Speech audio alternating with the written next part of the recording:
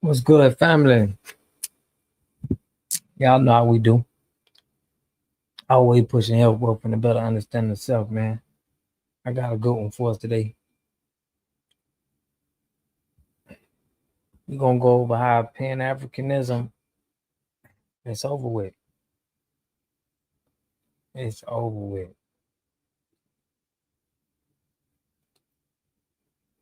But without further ado, I'm waiting for everybody to log in. But we're finna let it rock. Let's get it.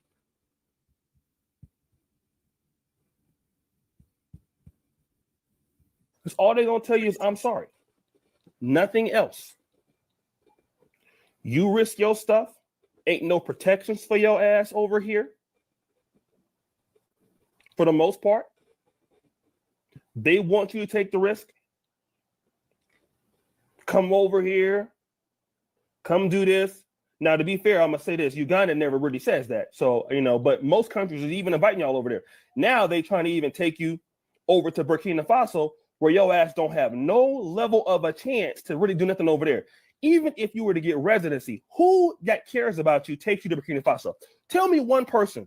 It's almost like this. Listen, I'm going to take you to a dangerous place that just had a military coup, and I'm going to get you residency there. Okay? Now, I could take you to my home country, which is Zimbabwe, and that would be better.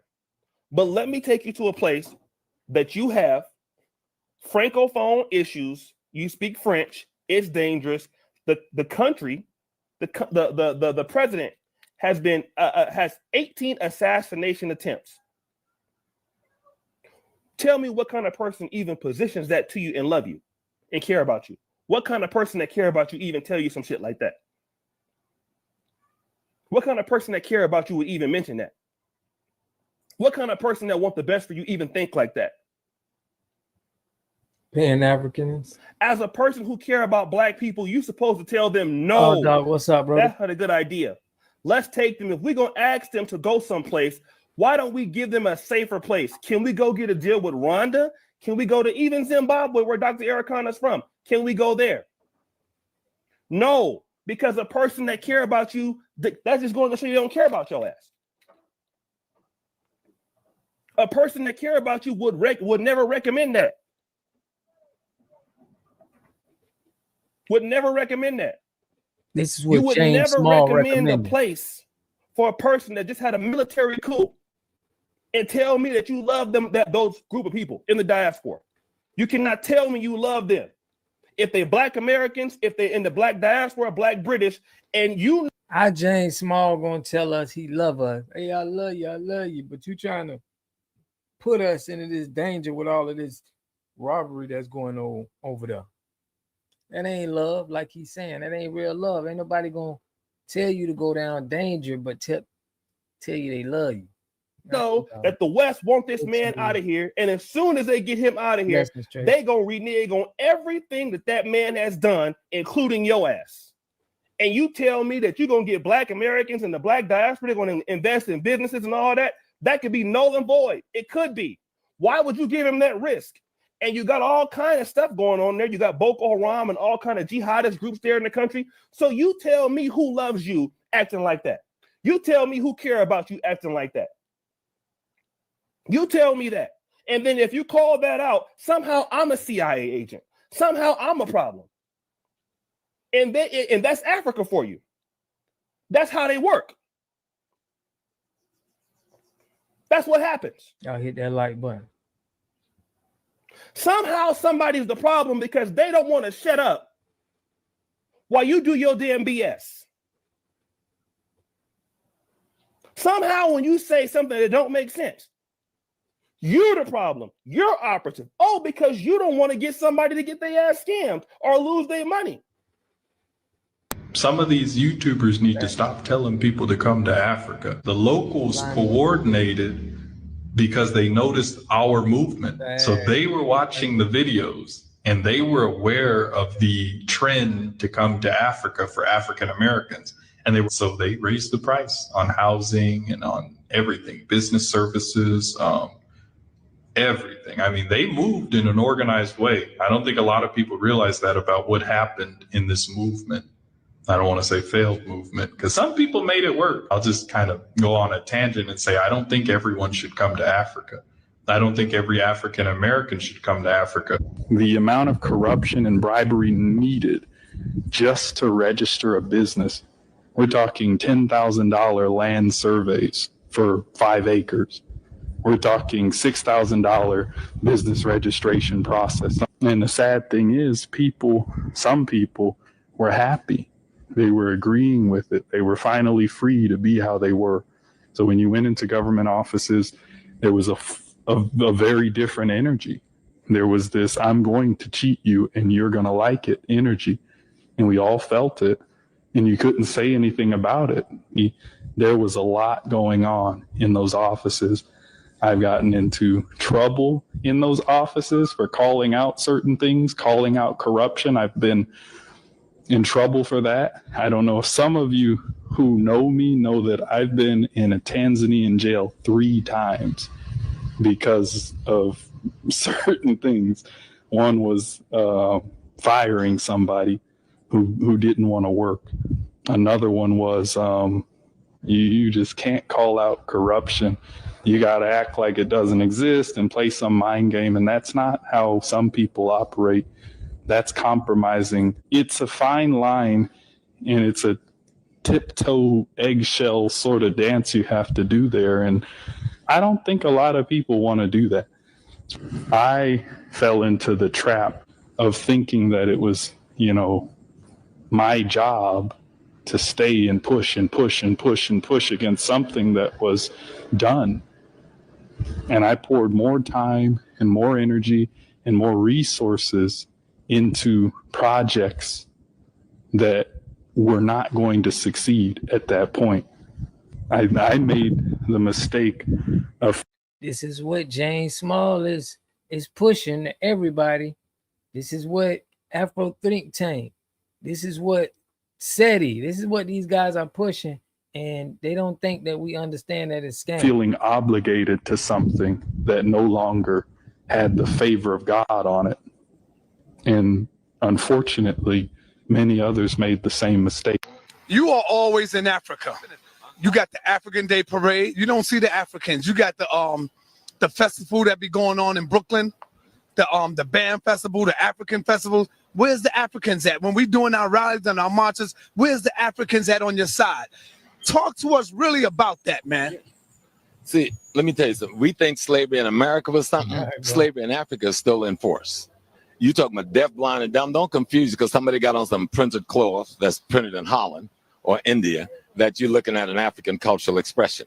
That's not an African cultural expression. That cloth was printed in a European country and then sold to Africans. And they've accepted that as their cloth. You understand what I'm saying? Just that piece. Now, they do speak the language, but they know less about their history than you and I do. So you've got a deaf, blind, dumb, backwards person speaking an African language, coming from the African country, came here to be a parasite on their own people with no respect for themselves as human beings. And then because they speak a language, try to play you off like they got something culturally that you don't have. The most culturally enforced African in the world is the African American. Most of the movements that have changed the world that allow all ethnic nations to profit has been our movement. And so we get peed on and played down because these people are so punked out and scared of the white man that they feel because they're scared of the white man, they got to be against us. Are they our people, brother, or are we our own people now? No, we got to understand two things. We have a race and then we have an ethnic place. Ethnically, we African Americans. Just like a guy from Africa, he can say he's African, but there's no country called African. He's either Nigerian, Ghanaian, Malian, or something. That's his ethnic nation. Racially, we are together, but economically, we may well be enemies. And we have to be clear on that, that our economic enemy is just that. And if you deal with your economic enemy like it's your friend, you're going to be the loser at the end of the day. Now, we raised the question of Pan-Africanism in this hemisphere. You know, we had the brothers from Trinidad, and then you had W.B. Du Bois, and we created this phenomena. But Africa has never created a Pan-African movement. You understand? Africa has never really supported a Pan-African movement. We had a couple of people Nkrumah and Julius Nyerere and Mugabe, but most of Africa never gave a damn about a Pan-Africanism because they're still bogged down in the colonial slavery of European Judeo-Christian indoctrination, which is worse than anything that we've suffered. Worse than anything that we've suffered. The illusion of the clothes and the language make us think we're dealing with somebody that has some African purity culturally and spiritually. You're dealing with a confused, backwards Christian that love Europe more than they love their own ancestors. They would not even use an African word for God. You know, in Ghana, if you talk about being a traditional African, you might get beat down in the street. You understand? You're ostracized on the radio. Movies are made to show African culture as being the devil, while Christian culture is coming in as the savior. This is TV shows and on TV in Nigeria and Ghana every day.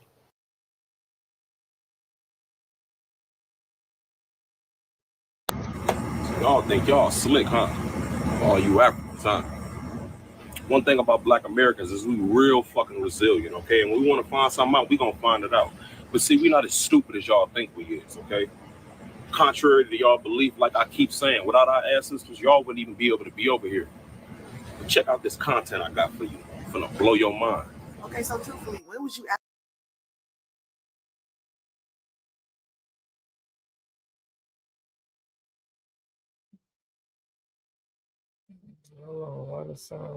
settled in Africa? They don't come from Africa though. Like the Africans themselves?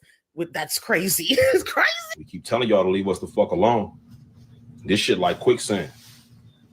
The more you move, the deeper it get. That way. Y'all want to know something crazy? Every time when a melanated person from America say that they're part of the Olmecs, white people never deny this. But every time a person claims to be an Olmec from America, you know who always has something to say? Black people. Well, to be specific, Black Pan-Africans. White people know this. The world knows this. The white people don't never deny it. And matter of fact, white people are the ones that told us, along with us knowing this history. Go look on the History Channel. They tell you in your face that the Olmecs are Black and they're from America. And we are those people. But it's just funny how that they know it, we know it, but it's like everybody that's like stuck don't know it. Nah, for real, just like, am I bugging? I be watching the History Channel. I watch all these documentaries. White people love talking about the Olmecs. And it's at this point, it's like the white people still, it's like, you know why I don't, excuse me, but you know what's crazy is that these white archaeologists, these white astrologists, these white geologists, right? They've been on these TV shows and they tell you the people from America before Columbus was Black, the Olmecs were Black. They also tell you that the Olmecs all correlates to the Indians or correlates to the African Americans. They literally tell y'all only Pan-Africans, Africans, and other ignorant Black people are the only people that are saying that Black people aren't Indians. Black people aren't the Olmecs. Only Black people are doing this. Now, if I'm wrong, cool. I know some Native Americans are doing that too, and that's only because they want to fit into that description. But for those who don't want to fit into our description, they let us know all the time on television, in media, in documents. They literally tell us the only people that say that we're not what we are Black people.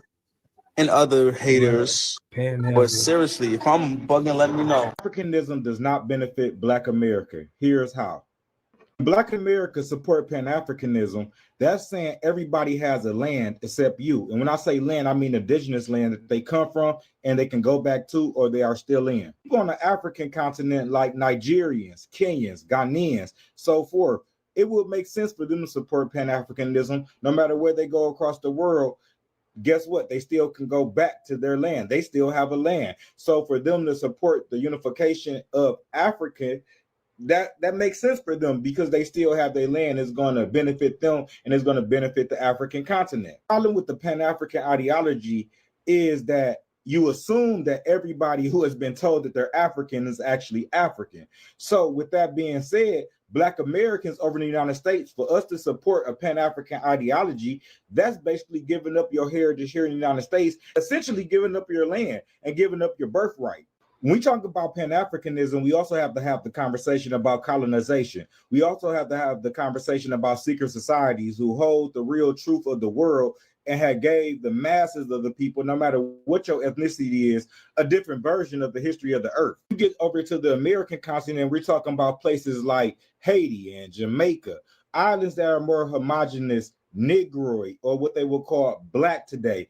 Even though they are being deceived that they're from Africa, even if they did accept the Pan-African ideology, at the same time, since their island is more homogenous and it wasn't as much immigration to their islands from all over the world, like in the mainland North America, what we call today the United States, for these people in these islands, these melanated, dark-skinned people who truly are the real American Indians, but have been brainwashed that they're from Africa as well, even if they do take a Pan-African ideology, guess what? They still have their island. They're still claiming their island. Even if they're brainwashed, believing that they're from Africa, they still have the island, because they're still the majority on their island.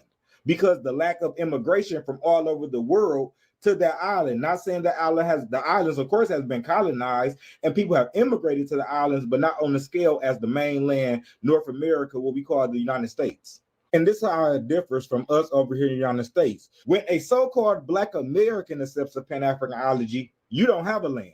Where is your African land? When you accept, where is your land? Where are you going to build at with a Pan-African ideology? Because you're actually giving up your land when you say that you're an African.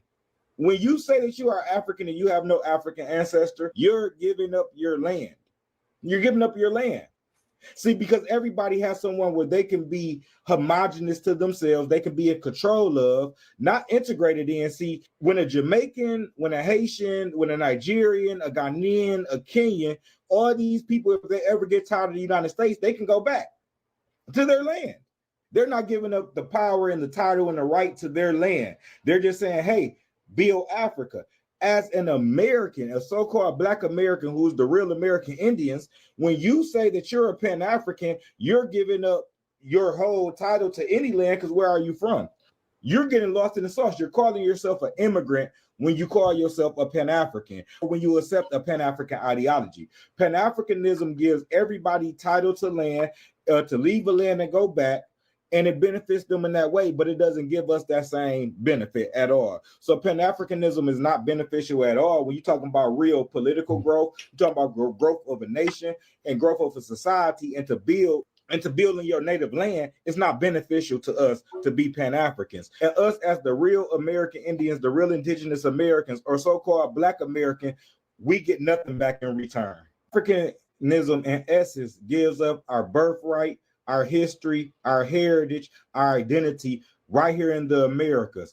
Whole time, instead of focusing your energy and building inside our communities in America and making America greater and learn how to get along here in the Americas, because it had happened. We have a lot of different nations here, a lot of different ethnic groups here in the United States. Instead of learning how to get a whole of America and take control in our communities in America, it's putting all our apples over in Africa. Whole time, we don't even have a land because they saying, hey, America's not yours, and it's deceiving us to put our energy over into Africa and this whole romanticization of Africa, and whole time we're in our land. So when you accept being a Pan-African, first of all, you giving up title and the equity that you have here in America from you being the indigenous America, and the history and the equity of the United States from you being from the foundation of the United States, because they built the United States on top of our land.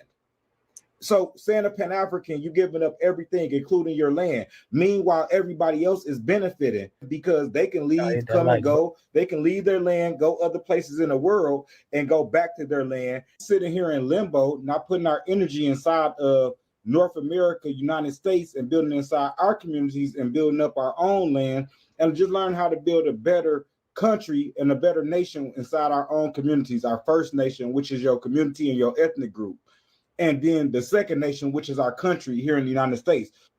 We're putting our energy into the deception instead of uncovering the history, the heritage, and building on that history and heritage right here in our own land.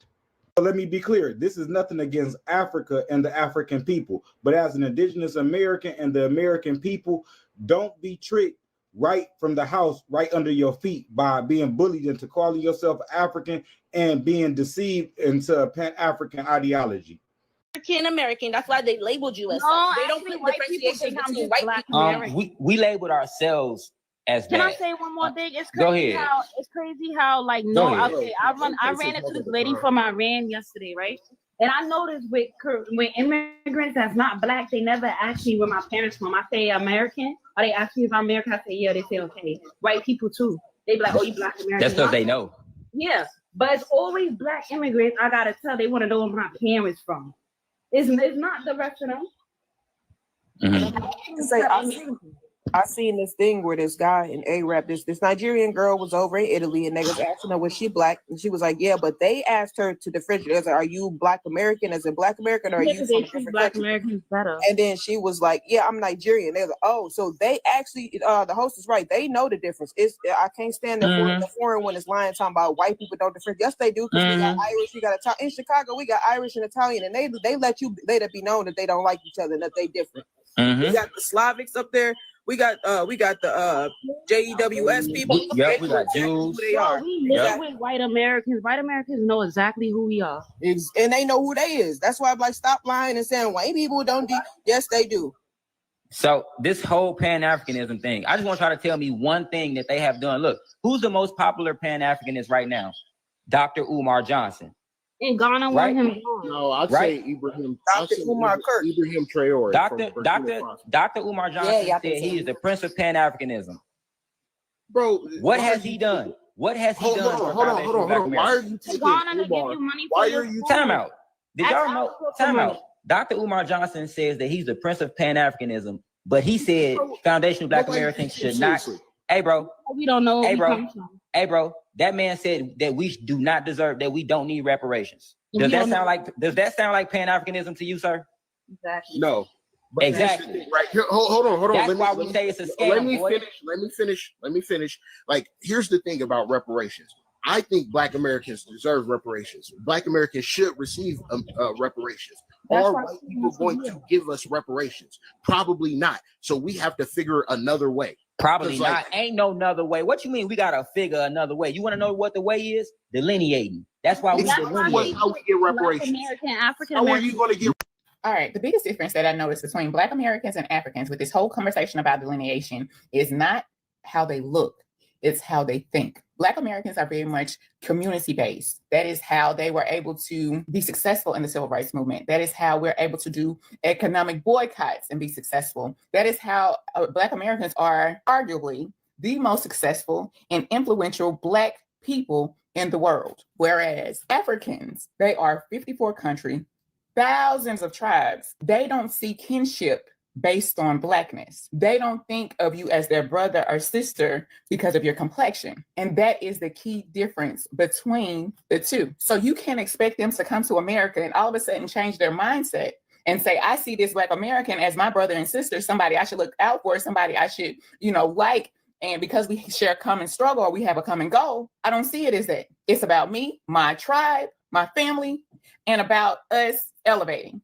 So this is why people are saying delineation is important, because you have individuals who look like the collective, benefiting off the collective, but they don't have the collective mindset. Black Americans are very much, how is it going to affect the whole? We know we are judged on the whole. Anytime anything happens, like this mass unaliving the other day, and it's a brother, why he have to do us like that? We look at it as a community. Whereas Africans, they say, that's that person. Do not judge everyone. We are not all like that. That's the first thing we saw is skin color. We didn't look at there was a shooter who did this, judge that person. We know America is going to look at that was a black man. This is what black people do. That's now another example. This supposed boycott, which no credible black American even wanted or pushed for, was majority fueled by Africans on the continent. One black American with very little influence made a post, and Africans on the continent took that as an opportunity to blow something out of a proportion that most people weren't even considering. Many of them don't understand, nor do they care about African businesses in America. They've never been to America, probably won't ever have the opportunity to come to America. So whether or not an African business succeeds or fails, it's of no consequence to them. They're not benefiting from it. So fueling or inciting a boycott doesn't matter. They're just glad to be a part of the conversation. And a lot of it is out of sheer jealousy of the African business and jealousy of the Black American. And I think we have to keep a lot of that in mind when we're reading these posts. We got to put a lot of these things in context. I mean, personally, do not believe you should boycott businesses. But I'll say this, a lot of people have something in their heart because of this conversation. Make sure, I'm gonna just say this, you don't want people messing in your hair or your food if they have something in their heart against you. Even if you want to go out and support more this business, just be mindful, be careful of doing that. But I don't believe there was no reason to boycott. You have good African businesses and you have bad African business. You can judge those accordingly. Some people absolutely understand and respect the Black dollar and have earned the Black dollar. Whereas boycott is not necessary, I believe that delineation is necessary. And if anything, the boycott showed many people just how others view Black Americans. But the delineation is necessary to preserve culture, to preserve legacy, to preserve inheritance. Black Americans have a very special right to this land. And we that are here have a duty not to let the ancestors' work go to waste.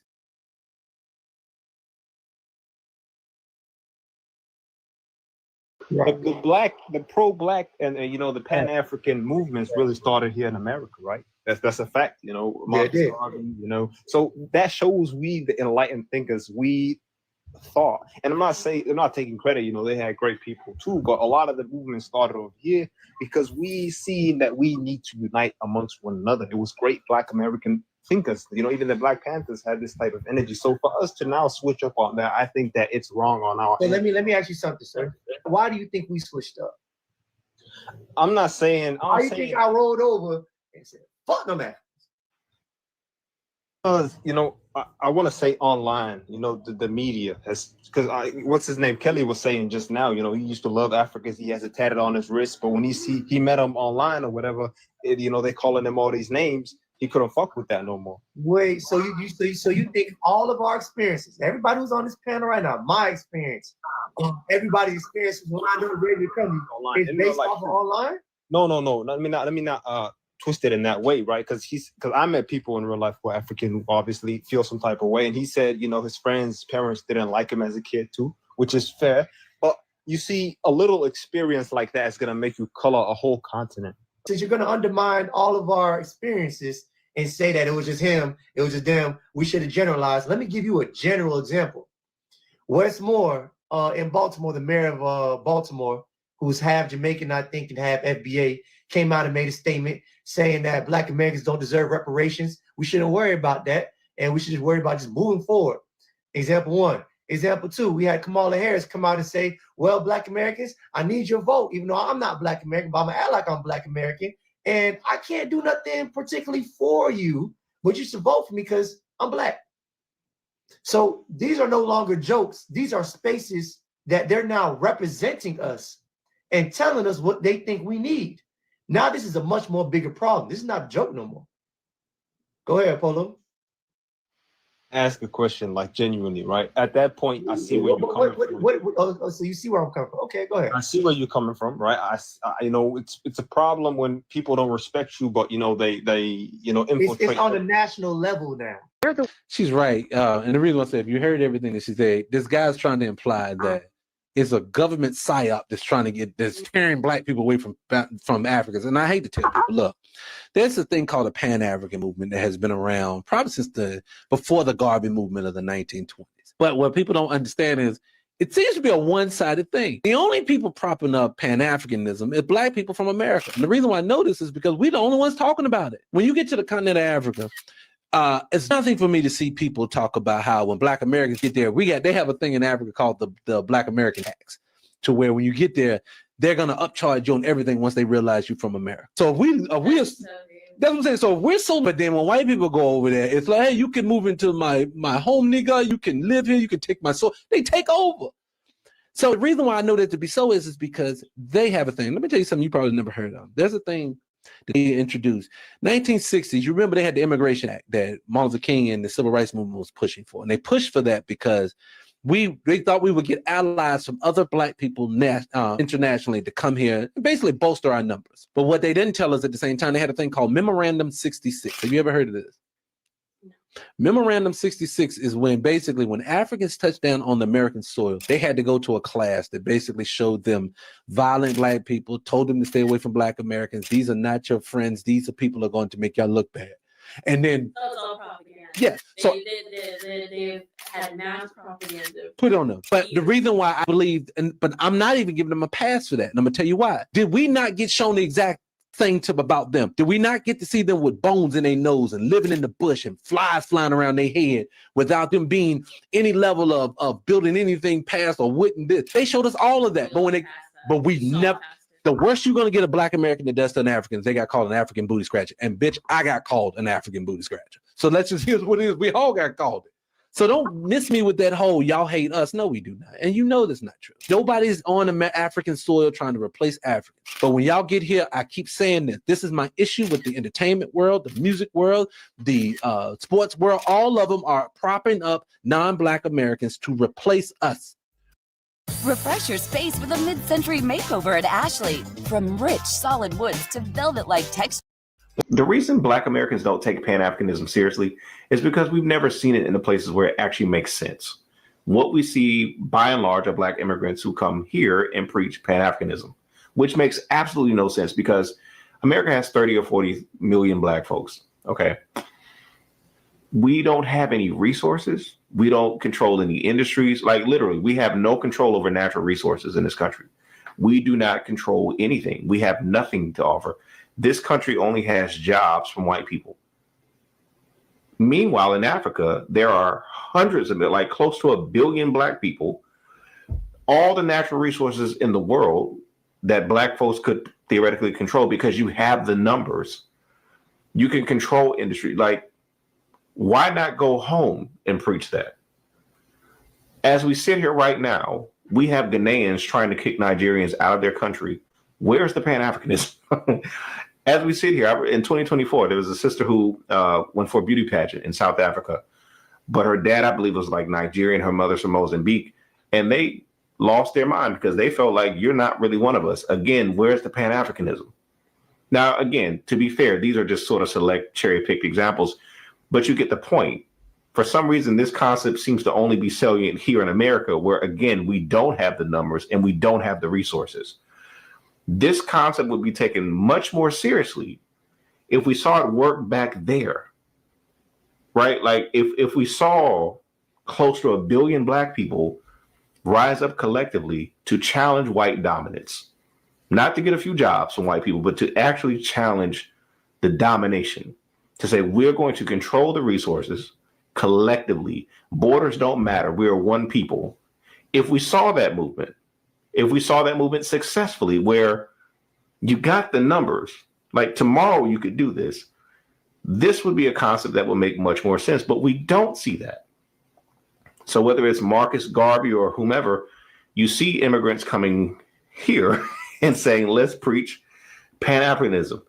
And so it's just a challenge for us because we've never seen this concept work where it makes the most sense for it to work, where it could actually work. And so from our perspective, it just sounds like you're trying to eat off my plate rather than how can we make a whole plate factory? Your best position, we're not. Yes, America has a much larger economy than all of these other countries. We don't have access to it. We're literally competing for a few jobs from white people. That's what we got.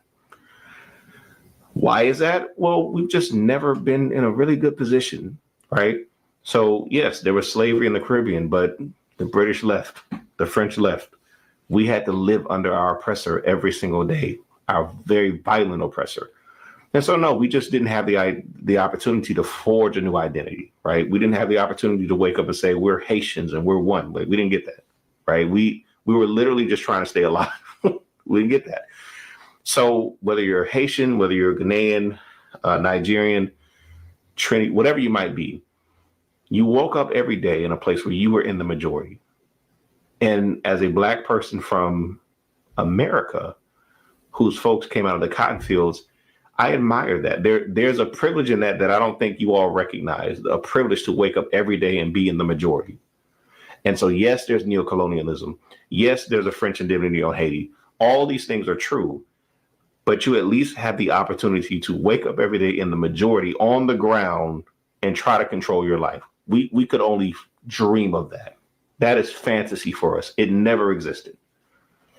And so what I'm saying is, if you're asking why you feel resistance towards Pan-Africanism, if you're asking why American Black folks seem hesitant to buy into it, it's because where it makes the most sense, where it has the highest probability to succeed, and where there are actual prizes to be had, we don't see that movement. So no, it doesn't make a lot of sense to us. It doesn't compute. Also, the rules seem to change, right? So again, we talked about what's happening in Ghana, in every other corner of the world from our perspective. And again, we're not scholars in, Pan-African affairs. We're not scholars in world affairs. Americans are very American-centric, right? With our media, everything just revolves around us. That's just true. But at least from our perspective, what it seems like is nobody else is being asked to buy into these notions of Pan-Africanism. And so when these Ghanaians say, we really don't want these Nigerians there, they're free to just do that.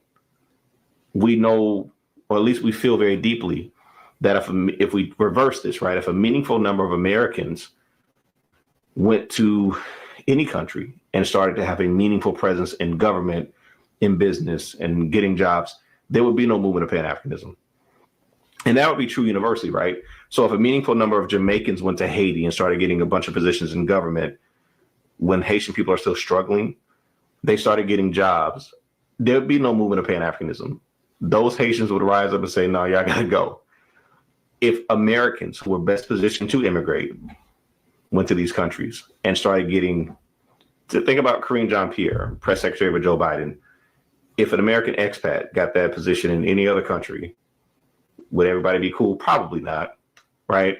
If a meaningful, get the word meaningful, if a meaningful number of middle-class Americans, because again, poor, uneducated people aren't moving across the world. They're not.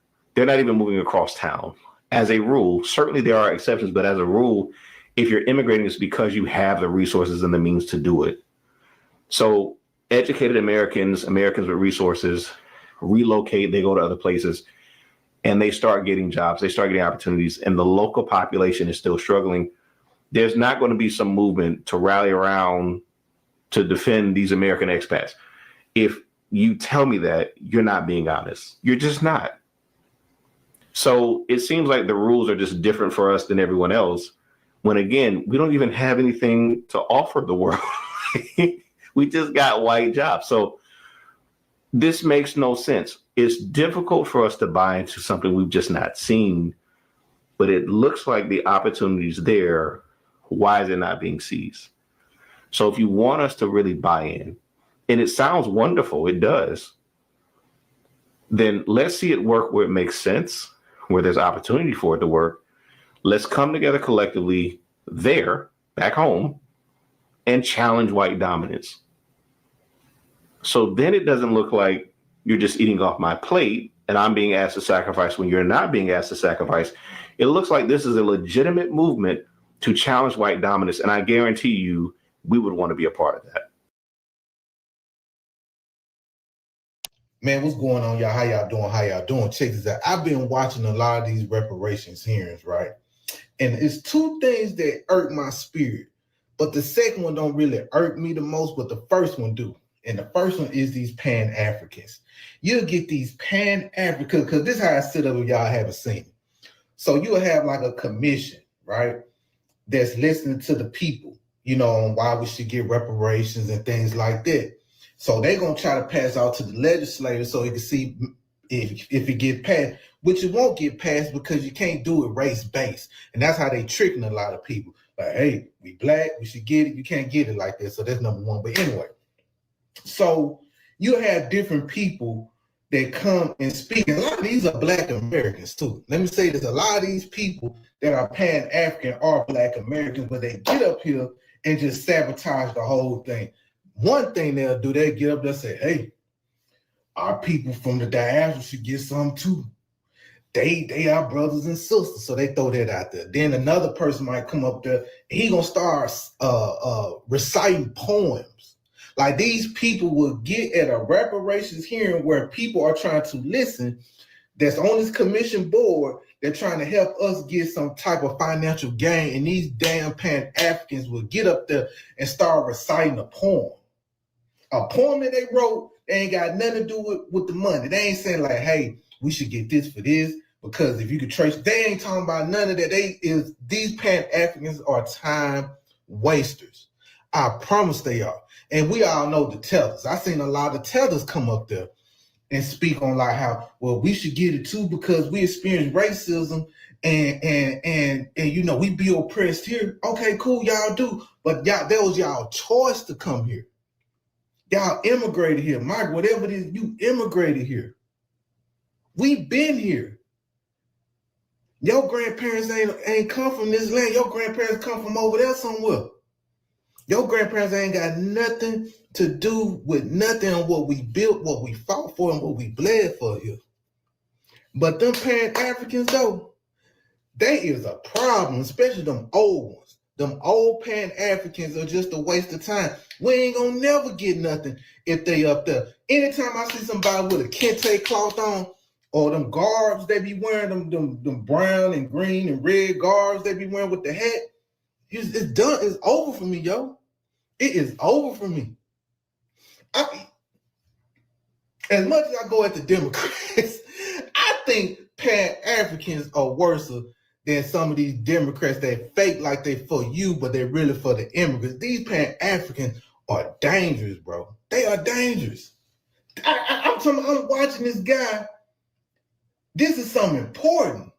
Then you got other black people come up there. They talking about social issues. Nigga, forget yourself. You need to talk to social services, what's going on in your apartments and stuff like that. You need to talk to social services about why your kid this ain't got nothing to do with reparations. But shout out to the black people that stood on business, boy. It was a lot of black people stood on business, and the black people that stood on business, a lot of them people didn't want to hear that. They was upset up there. Shout out to New York, my Harlem people. But they was upset up there. They didn't like what the FBAs had to say. They didn't like what the Sulani people had to say. They didn't like that. They did not like that. And shout out to my black Americans that stood on business that day. And there's another thing I want to say before I go. Now I'm gonna do that on another video. Okay, listen. You guys keep trying to use Pan-Africanism to mask your disrespect. Again, you're using Pan-Africanism to mask your disrespect. When somebody tells you that we are not you, we are ethnic Black American, we are a separate group, we do not identify as you, we do not want to identify as you, and you keep saying we're all Black, but in fact, you know that's not true, and you're trying to force Pan-Africanism, but really it's disrespect. It's not truly Pan-Africanism, it's disrespect. And because you know good and well that if you were in your home countries, you would be waving your flag, talking about, I'm proud to be whatever it is that you are. If you're from Africa, you'd be, I'm proud to be whatever tribe. You'd be sitting there talking about, whatever your tribe's little call is, that's what you be doing. Whatever, if you're Caribbean, whatever flag and whatever music that you listen to, you be dancing to, talking about, I'm Trini, I'm Jamaican, or whatever. Okay, so stop trying to pretend like you don't understand what we're saying when we're saying we are not all Black, we are ethnic Black American. And then when you say hey, well, the non-melanin, the YT man doesn't care what we are. That's why we are delineating, and that's why we're saying we're not the same. Because we don't center our group, our ethnic group, based on how those people see us. We just don't. Like some of us do, but the majority of our group, we do not center ourselves and we do not define ourselves by the way that the police see us, or the YT government sees us, or the YT community sees us. That's how your group wants to see yourself in reflection of how the YT person sees you. That's fine, but that's not how we do. And this just further explains why we're delineating. Stop using Pan-Africanism to erase us. Stop using Pan-Africanism to disrespect us, because we're not having it. All it does is it doesn't make us say, oh yeah, you're right. No, it just makes us you understand that you're disrespectful and you're even more in terms of erasure. And we're just going to dig in our heels even more. So we just want to keep going. We're getting larger, stronger, and your antics are converting people every day more and more and more. So just shout out to us. And if those of you who are tuning in who don't know what ethnic Black Americans are, it means we are not Afro-Caribbean, we are not Afro-Latina, we are not African, we are not Aboriginals from Australia. They have indigenous people in every country. We're not melanated indigenous from Japan or wherever. We are ethnic Black American. That means that we are Black people who have been in America at minimum since 1526. Our ancestors built America through forced, I don't know if I can say it, but rhymes with Mavery. Okay, and then add the SL. We are the descendants of the people who built this country. Some people, and I know for me, for a fact, my cousin I pushed him. He just did my genealogy or whatever on my mother's side, and we definitely have indigenous in our blood. So we are a mixed group of people. I'm not saying that my 5 centuries, 6 centuries, 8 centuries ago, that nobody ever came from West Africa. I am not saying that. But what I'm saying is that we are definitely indigenous to this land. We are a mixed group of people. And this is who we are. And when I mean mixed, I mean like we have Black indigenous. We may have African, and we unfortunately have European as well. So we're not African. We're not Caribbean. We're not Hispanic. We're not Latino. We are American. We're American. We are one of the oldest ethnic groups in America. And so that is who we are. Stop using Pan-Africanism to try to erase that, to disrespect us, because you want to do that. When you know good and well, when you go home and you eat your ackee and saltfish, and you look around and you have your flags all up and down, when you're eating your doubles, if you're Trini, and you got your flags flying and you're listening to your soca with your parents and laughing and joking, or if you're at home and you're listening to Mark Anthony, or you're listening to No Le Pega la Negra, you are celebrating your culture and you understand that you're different from us. So keep that same energy. When you go home and, y'all talk about how you need to go send money back to your home countries to help your families out. And you need to make sure that cousin such and such is trying to get over here. How do we help them get a visa? Or how do we help them fill out the paperwork? You know that you're different from us. So stop it. Be proud of where you're from and understand that we're different. Has anybody else been noticing how one-sided Pan-Africanism has been as far as Black Americans has been concerned? It's as if they just expect us to continue just giving and giving and giving and giving with nothing in return. What has Pan-Africanism done for Black Americans here in America and even abroad? It seems as if they are playing on our naiveness and just expecting to drain us of every resource we give them, or that we even have as well. And then on top of that, because of us, now they're allowed to move here into the United States.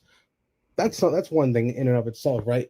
But the thing on top of that is they're coming here and holding anti-Black American views, which is, something that I'm not cool with, and siding with people like Republican Party. I'm just going to keep it like that. Those type of people to just jump on us and dogpile us with all the negative stereotypes of Black people all together. They're saying, no, it's not us. It's not Black people. It's not black people, but they're saying it's not us. It's actually the Black Americans. They are ghetto. They're stupid. They're gangbangers and this and that. And that's despite the fact that they're coming from countries that have things like terrorism and even worse gang problems and instability than even anything the United States has ever seen. Least of all black communities. I had a live about 4 weeks ago, and I was asking why should Black Americans support Pan-Africanism? And one of those guys that I absolutely despise, those type of Africans that come over here and side with the white tea supremacists and say, oh no, we're the good blacks. The bad blacks are the Black Americans. They're the ghettos, they're the gangbangers, this, that, and third. And that's, again, despite the fact that they're coming from countries that are barely functioning. He was an Eritrean guy. Eritrean have the highest rate of S trafficking, one of the highest rates of S trafficking in the continent. And they're coming over here and talking about our problems as if their shit don't stink. And ours doesn't compare to that stuff that's going on over there. And this type of stuff is the reason why a lot of Black Americans are becoming pro-delineation and are losing the idea that Pan-Africanism is the way forward. Me included, I'm disillusioned with it. If Pan-Africanism isn't working on the continent, why should we participate and be the biggest givers here in the United States and in Africa? Even when we have these groups dedicated to giving to Africa or to setting up things for Africa to function normally, the ones that are from the continent themselves seems as if they're not doing anything. They're not contributing at all. It's just us. I think that's enough as far as I'm concerned. I'm not against Africa getting better, but I'm just against it when it comes to our expense. And I think that's where I stand. And I think that's where a lot of Black Americans have come to stand as well. And another and final perfect example of this is how many African and Black countries have been preying on our downfall during the Olympics. And then when we're saying, nope, we're only celebrating our people, the Pan-Africans in our comment talking about, no, we must celebrate all Black people, all Africans, this, that, brr. Yeah, no, I'm all good with that. If you want to continue to get exploited, leave that, be an individual and be exploited by yourself. We're not supporting you in that shit no more. Good luck. All right, so Pan-Africanism is dead. It's not going to work. It's never going to work. It's never going to happen. You literally got one of the kings of Pan-Africanism himself, O'Shea Jackson, basically telling you what's going on, man. Like, there's celebrities are scammers. The people are scammers. Anybody trying to help you is going to scam you. They want to take your money and run and just be like, it is what it is, sorry. But I had to do it. I had to take what's yours so that I can create more wealth for myself. And it's kind of like funny because it's like, if you see my last video about Wendy Osofo, the Nigerian from the Real Housewives of whatever, I don't really care, right? Her and her husband committed fraud, and basically insurance fraud. Like they were literally trying to game the system, saying that, hey, our items were stolen, but on your Instagram or whatever, we can actually see that they're on you, right? Like you don't think people are not going to investigate you? Like, you come from Africa and you're Nigerian, but people already know the get down, right? Like, oh, all right, well, we got to check on this because you're African, and majority of you are known for scamming. I don't say, let's say all of you are known for scamming. You would try to game the system as best you know how, any way, any shape, form you can, right? And we see also that when people who are staunch Pan-Africans, they go basically to the continent, right? And you hear this guy, he literally says like, yo, they want to pay triple, double. We got to go through hoops just to start a business. It's like, there's a lot of stuff that's coming out that real Pan-Africans are not telling us. And then, but you got the Pan-Africans like telling us like, yo, this is their get down. This is what they do, right? These people are not us, right? And we're not them. So there's no kumbaya. This is just take. We heard this from years. You hear this going TikTok, X. You hear these people like take. I came here to get money, right? I came here to better myself, but not really better myself. Just take what I can and leave, right? We see that when people come here, right, they scam until they can't scam no more, or they age out of scam and be like, let me take my money and go back home. We see this from everybody. It's not just from Africans, but we see that particular aspect from everybody. But all in all, I had to put the Prince of Pan-Africanism first. So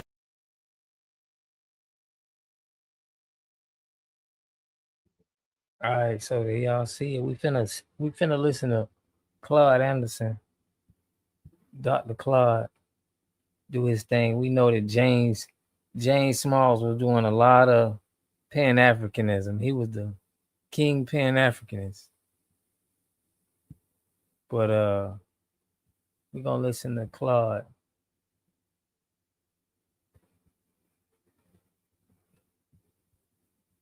What Claude got to say with us.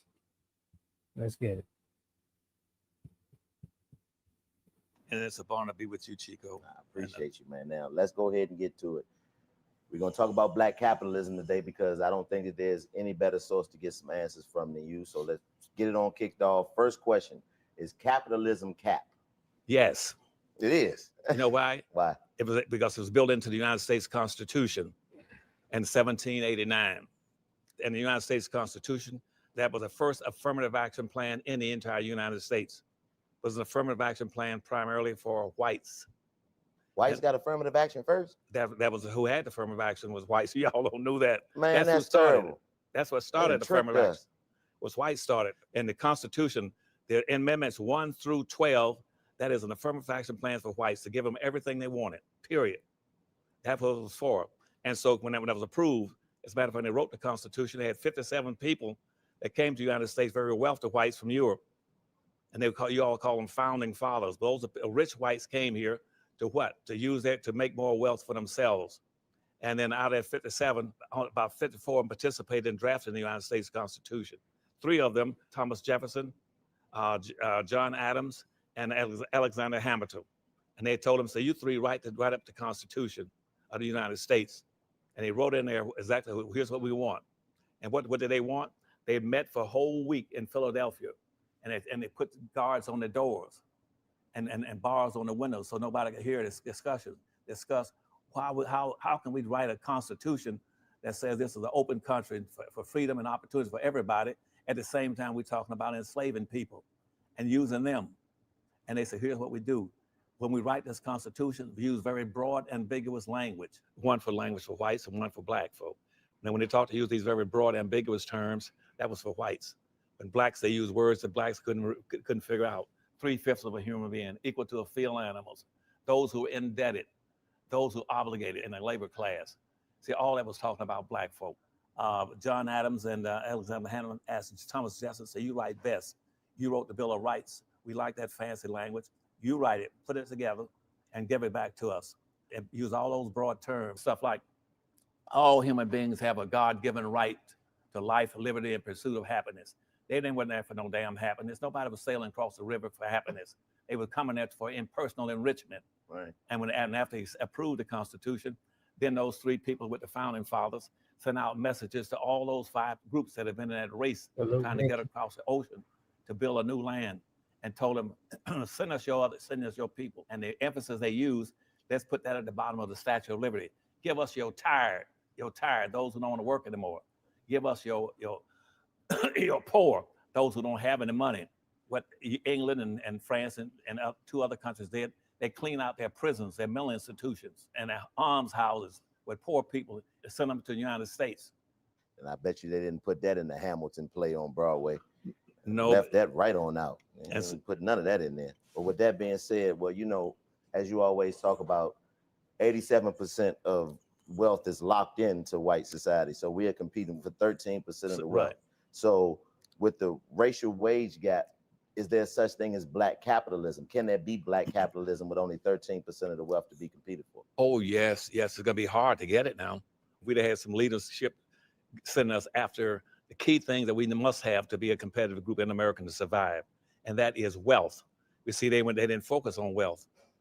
And the only time they came close to focus on wealth was back in 1865. That came out by some very key radical Republicans, white congressmen, who says right now our primary responsibility since we won the Civil War is to reverse the Dred Scott decision of 1857. The Dred Scott decision says that no black man has any rights that a white man is bound to respect. Build a website you love with Wix. For your words. And what he was talking about was that you're not even citizens. And all the resources we got in this country, you're not entitled to it. Because now we're going to set up a social construct called a Constitution. And in that Constitution, it's going to decide between two group of people. Those who will be aligned with us and be a part of us, and those who will be in opposition to us. And so the next year, in 1790, 1 year later, Congress approved what they call the first nationalization and immigration law, which says this is a white nation. And anybody coming to this country must be white, period, or can pass by whites and be viewed as whites. And that way they'd be acceptable into the society. Black folk are non-acceptable. And so consequently, immigration laws in this country were totally opposed to black folk, who says you cannot practice capitalism so long as we're coming in and we got a right to come in, okay? And so they started bringing in immigrants from all around the world. And that's what created your problem to today.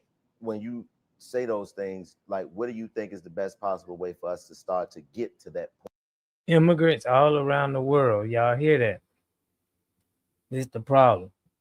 That's what they did. Immigrants all around the world. Claude Anderson was speaking the real. I don't know what James Small was of generating black wealth. Capitalism never existed until about the 15th century. Prior to that time, we had mercantilism all around the world. Europe was a mercantilism stretch all the way around, as where people have just made a product, sold it. There was no system. And so every individual could go out in the mornings into the marketplace and sell his vegetables or sell whatever he wants to sell, shoes or clothes, and that was it. And so no, capitalism came out of black people. And that's why it's a little concerning to me when I hear a lot of professors, particularly on college campuses, talking about anti-capitalism. Capitalism is the best thing we got going. And the opposite of that would be socialism. Capitalism means private sector owning and controlling resources and being able to make profit. People say, well, Dr. Anderson, let's go for socialism and just push socialism where the government owns everything and they control everything and with restraints. And all the profits go straight to government. I ran that down in Cuba. Very few people own anything. Ever since about the late 1950s, no private businesses of any magnificence. Everything is just simply same cars have been there since 1950 are still running. Just repair the same old cars. And the few businesses that exist, you got to be close to a prince or a god to get a business in Cuba. Wow. And that's why most of those Cubans that came into Miami, they flew out of there right quick because they wanted to practice capitalism. So let's go back and talk about what capitalism is right fast. Capitalism, as you and I discussed earlier, capitalism came about because of what happened with Henry the Navigator back in the early 1400s. Yes, sir. And somewhere between 1445 and 1455. He picked up almost 16 black slaves, they weren't slaves at that point, blacks off the coast of Africa. And he brought them back into the European theater. And he decided, what do I do with these people? And so he went to the Vatican in Italy and gave them to the Vatican. And why? Because see, the Catholics had a reputation at that time around the world as being the religion that was concerned about helping people that needed help. And then people that were classified as slaves to be their mediators, to bring comfort to them, their comforters. And so the Catholics, but at the same time, the Catholic was milking them in the sense that whatever resources they had, or they could get out of them, they took it to the Catholic Church. That's where at that time they said all roads lead to Rome, because the Catholic is spread out all around the world. Catholic is going into the Middle East, they're going into Latin America, they're going into the Caribbean, and they were going there trying to pick up one thing that was extremely important: wealth. They wanted wealth. And the Vatican was loaded down with wealth, all kind of wealth, where we had gold this, gold that. But after Henry the Navigator gave those 16 blacks to the Vatican Church, the Vatican then said, we got to use these people. We use them as labor around the Vatican. And they used them for about 40-some years. And then about 1488, Pope Innocent came out and with a public edict that says, you know what? I got an idea that we no longer have to keep encouraging people to use Indians and primitive groups for slaves. There's another group of people that'll be better at providing labor than the Indians, who are weaker people. Let's use Africans, these blacks out of Africa. And he said, up to this time, to be a slave, you had to be one of three things. One, you had to be a victim of religious persecution. Two, you have personal indebtedness to somebody, and they now say you owe me, and so now you're my property. And three, again, to be a POW, prisoner of war. Yes, sir. And so Pope Innocent's public edict says, let's do it this way. Let's put those three things aside and say, here's a better group of people that you can use, not based on those three factors, but it's based on another fact.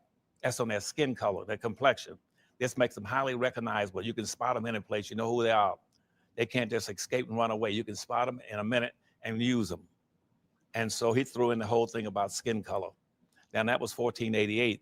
But ironically, at the same time, Columbus was making these expositions into the Western world and going to different places, down in Haiti and down into the Caribbean islands. And finally, he says, you know, there's some land up around in here. I only saw a very few scattered people there look like Indians. This would be open land. I could use this.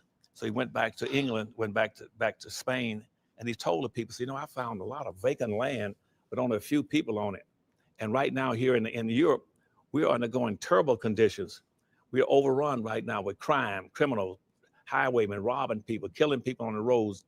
We got religious persecutions. We got famine, where people are starving to death. They can't find enough food in the country. And we also got a lot of other problems that cannot be solved right now because we don't have enough land and money to do it. They said, what if we were to take and do two things? What if we were to put all that vacant land in the Western world up for grabs and say, now let's use these blacks and use them as labor. And they said, and that was about the late 1490s. So by 1502, they put those two together and came up with what you call capitalism. Capitalism is owning and controlling the land, the tools, the resources, and using other people's labor to enrich yourself and your business. That is capitalism. Goodness gracious. And came from somebody named Pope Innocent. What type of name is that for a motherfucker that would do something so evil? Pope Innocence. That's crazy. But there we have the definition of capitalism right there. So let me ask you another question. Well, let me ask you one other point right Yes, quick. sir. The other point is that now later on, about 1915, W.B. Du Bois tried to define capitalism. He came pretty close to saying the same thing. Okay. And it's much simpler the way he said. He says that capitalism is simply just getting like having 3 to 4 ears of corn. He said, and you try to plant seeds and get the corn. You plant, you harvest, you sell, and you save the other seeds for next year's harvest. Make profit off. He said that's capitalism: earning, savings, selling, and planting the seeds for next year. There you go. And that was in 1915 when Du Bois defined capitalism. Like, what do you think is the best possible way for us to start to get to that point of generating black wealth? Fine. What's first we have to do is learn how to practice group economics and group politics. With less burning, itching, and pain from moderate to severe. They say, and one of the two things that hurt us most during slavery, and it had that been focused on. One was that our wealth was stolen from us. Black folk weren't poor people when they were slaves. They weren't holding their assets, but they had one thing was the most powerful, strongest, wealthy, valuable thing on earth. You know what that was? No, sir. Their labor. And see, and it's black labor. Nobody teaches black folks that. Your labor, that black labor was the most invaluable thing they could have. Because you see, when they set up this Constitution, they said all of the wealth of this nation is going to be embedded in what we're going to set up right now. And the first thing is land. So the whole purpose of slavery should have been an issue for Martin Luther King and all of our leadership for the last 200 or 300 years. And the purpose of slavery was to what? Was to transfer, to maldistribute 100% of all this country's land, resources, business, gold, silver, chrome, magnesium, timber, and rights privileges, and ownership and control of everything, and put it in the hands of the dominant white society. That was the purpose of slavery. Okay, Dr. Claude, my next question to you then is there such thing as black capitalism? Yes, there is. And how's that operated? Yes, sir. What we have to do is go back and remember what I told you earlier, that the whole point of slavery was the maldistribution of all resources, period, into the hands of one group. Yes, sir. What you have to do is create a situation where you can call some of that money back, or you can start creating your own wealth, and you can start getting it through reparations, or you can get it through inheritance. Okay, well, why do you think black people struggle in the system that's set up for us now? Why do you think that happens? Because you don't own and control the land, the tools, the resources, and everything else. When land was given out in America during the slavery period, that immigration was an open policy for everybody around the world to come to this country and get resources, except black folk. And during that period, first thing that George Washington said is that the wealth of this nation would be in the land. He said, I want 100,000 acres of free land. And Thomas Jefferson said, I want 100,000 acres of free land. And then after they heard that, Patrick Henry that says, give me life or give me death, he then said, then I want 65,000 acres of free land. And then so consequently, during the period of slavery, during that from point 1 up to 3, up to 1862, that this country gave away 2 billion, B-I-L-L-I-O-N, okay, acres of free land, but it all went to whites, not to blacks. And see, and guess what? In all the land, and then the wealth of the nation was in that land, in gas, in oil, in timber, and iron, and coal, and minerals, and all that kind of stuff. Black folk couldn't get any land because the Dred Scott decision of 1857 says you have no rights to get any land.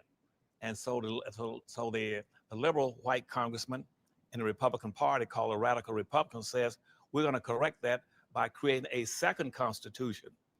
And that's mean from 13 up to 15 will be a second constitution. This constitution, just like the first constitution from 1 through 12 amendments were strictly for whites, we're going to create another constitution. And following the Civil War, it's going to pick up 13th, 14th, and 15th Amendment and the civil rights laws. And those 3 things or 4 things will be strictly for black people. But they don't got no land in there, though. But no land in neither one of them amendments. Some of your strongest senators stood up on the floor of the House of Representatives and the Senate says this: there's only 2 things that black folk can be in this country.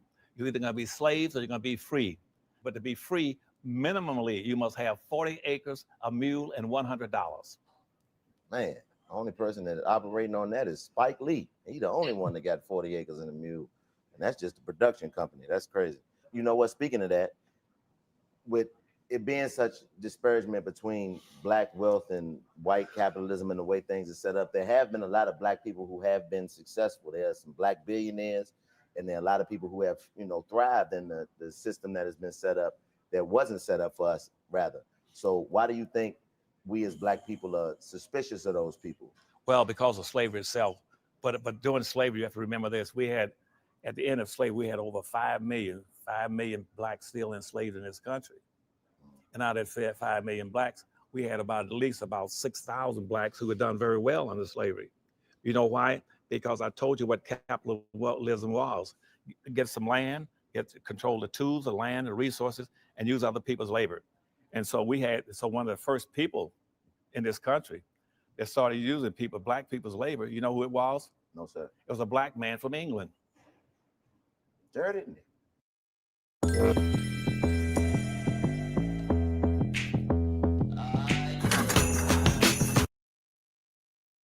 That's right. He came in and he's the first one to start this thing about being a slave for the rest of your life.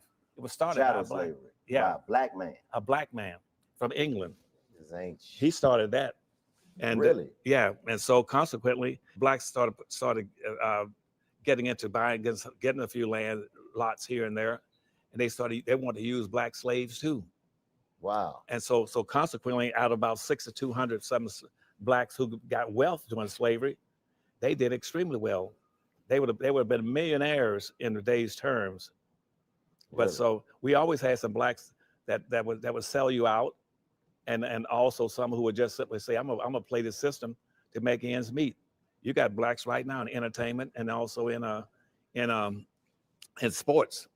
They're totally indifferent to the race matters. They don't care about the race matters. They said, I'm gonna milk the system. I'm gonna buy me a lot of land. I'm gonna do this. I'm gonna buy me a hotel. I'm gonna buy me a bar, a restaurant. And I'm not gonna deal in racism, period. I'm not gonna get involved even in a discussion of racism. I'm just gonna operate a business and take as much money as I can and help my family and my own people, my own family, period. So we always got blacks who have such a limited amount of self-interest for as a group. They'll take their own people to the cleaners.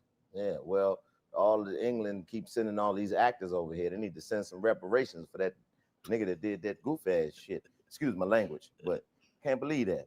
Send all these dudes over here to play gangsters, and started chattel slavery. It was a black man from England. We don't want to hear no. All right, next question. That kind of got me upset. Now, with that being said, Dr. Claude, do you think black celebrities owe the community anything? Yes, most definitely. So what do you think they know? What are those things? Because you see, everybody does that naturally and instinctively. Every group does that. Every group has a code of conduct.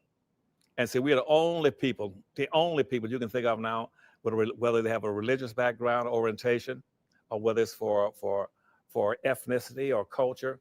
And we're the only people in that lack a culture that says how you should be operating. See, right now, Chinese come to this country, they got a code. It's Chinatown in every city in America. And Chinatown in every city. But when I go to some, I say, I want to say these, like some blacks wouldn't say, I want you to buy some of these cereals right here.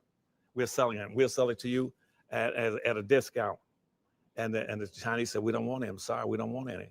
They said, well, we'll give you a 25% discount off it. Same products you got on your shelf. They said, we're still not interested. And then the blacks would say, why aren't you interested in buying these products? I'm gonna give you a discount of 25 to 30% on it, and you still don't want it? They say, you black folk don't understand. It's not the price, it's not the money. It's a culture that we're raised to buy only from our own people. We'll only work for our own people. That's why in the Wall Street Journal puts out a story saying, where Chinese say, we'll never hire any black folk. You're never gonna go to a Chinese restaurant or Chinese anything and find black folk working there. We only hire our own people.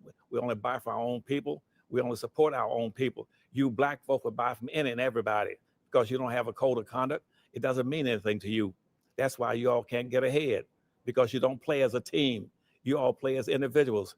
And you listen to these black activists on the streets saying, we're not a monolithic people. Just because he did it, we don't have to do it. He's wrong. All of you should play as a team. Even if you don't like something that the group's gonna do, you should play along with the team, and so that you got team power.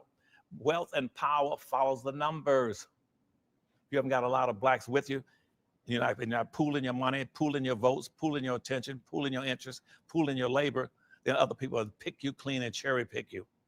You'll stay at the same spot. That's why right now, blacks in America only own and control almost exactly what they had in 1790. Did you know that? No, I know now. We don't got no money. Like That's you just right. said. We That's don't have right. no money. No money. And in 1790, blacks, you had about 800,000 blacks in the United States. And at that same time, and out of the percentage of whites, you had about 1.3 million whites in the country. And out of that, guess what? And what whites were picking up control on everything from the land and resources and privileges and all these rights and everything, the black slaves, what they own and control was 0.1163. That means that was less than just barely over 1%. And guess what? That was in 1790. Now you're up here now. I can bring you up to about 1880, 1890. And guess what? Black folk now have worked our way up from 0.1. That's up to about 189. You're still less than 2%. You own less than 2% in the richest nation on the earth. Wealth, and guess what? Here's the last final point. Now get off this point. What you have in America that decides your opportunities is what you own and control through capitalism. It's not social integration. It's not civil rights. Those things can't do anything to help you. There's no power in civil rights. There's no power in social integration. Those two processes are weakening processes. It's what you own and control that will determine your opportunities. If you don't have the money, the opportunity doesn't exist. It's an illusion. You mean to tell me all of me is Martin Luther King and them was walking the soles off hard bottoms that didn't help at all? Like that wasn't anything that we were supposed to do? Like that didn't put us in a better position? No, it didn't. No, socioeconomically? it weakened you. Wow. Why? Because when that lawsuit in Clinton, South Carolina started, and this is an elaboration for you, started what black folk were complaining about in South Carolina was the fact that school teachers and school systems were not getting the same amount of money in the black communities they were getting in the white community. For every white child, they were putting in $12 on an average for every white child to go to school, and for every black child, they put in $1.50. You weren't enough money. So consequently, white kids would walk to school every day in school buses. We walked to school in Winston-Salem, North Carolina, where you went to school. Yes, sir. We walked in muddy roads and then mud, snow and ice to get to school. Where we went past white schools in the summertime, they had swimming pools. If we wanted to go swimming, you know what we had to do? We had to go down and dam up the darn creeks in the water and put rocks in it so we could swim in the damn creeks and branches. And spent the first week of school every year in black schools, you have spent the first week with art garment racers cleaning up the books and stuff. You know why? Because they would send all the textbooks from the white schools over to the black schools to be cleaned up, washed, and would tape the pages up, the torn pages up, tape them back in the books. We use old used books and materials and supplies and machinery, equipment that was broken, they had to fix it. They got all new stuff. But we filed that lawsuit in 1948 saying we want the same thing that whites wanted. And that wound up in the Supreme Court in 1954. In 1954, the whites then said, okay, we'll give you more money. But see, it was the NAACP and the executive fund under NAACP that says, no, we don't want you to fix up our schools now and give us equality. We don't want equality law. What we want is to come to school with you. We want to go to school with you. That's right. And so therefore they did a doll study that says that it is impossible for a black child to learn if he's not sitting close to a white child. That is an insult to me. That's what they based it on. Say, well, we don't need it in the black schools. Close down all the damn black schools and bust all the black kids into the white schools and put the rest and 75% are going to white schools. The other 25% were going to special education. Man, well, you know, I hear a lot of people always say, you know, I mean, when we had these type of discussions, especially the rich ones, it was like, well, you don't hold the white billionaires to the same standard. You got the magic. If you misplaced your card, slide to the right and the card's blocked. Why don't nobody ever say Elon Musk should go build some spaceships for white children or whatever it is he into? Mm-hmm. Why are we held to a higher standard? Let me raise a question back to you in a different context. If you were walking across a bridge and you saw your mother and sister out there drowning in a lake, and everybody else is standing on the shore saying, "Oh, that's okay, don't worry about it. They're drowning, let them go." And what would you? And you jumped in the water. Would you jump in the water and go try to save them? Hell yeah. But why? Because they my people. That's your answer. Because if that's your people and you see your people suffering, you got $1 billion, get off your damn butt and do something for them. Right. And don't run around like I know some black billionaires right now that got all kind of money, discretionary money to spend.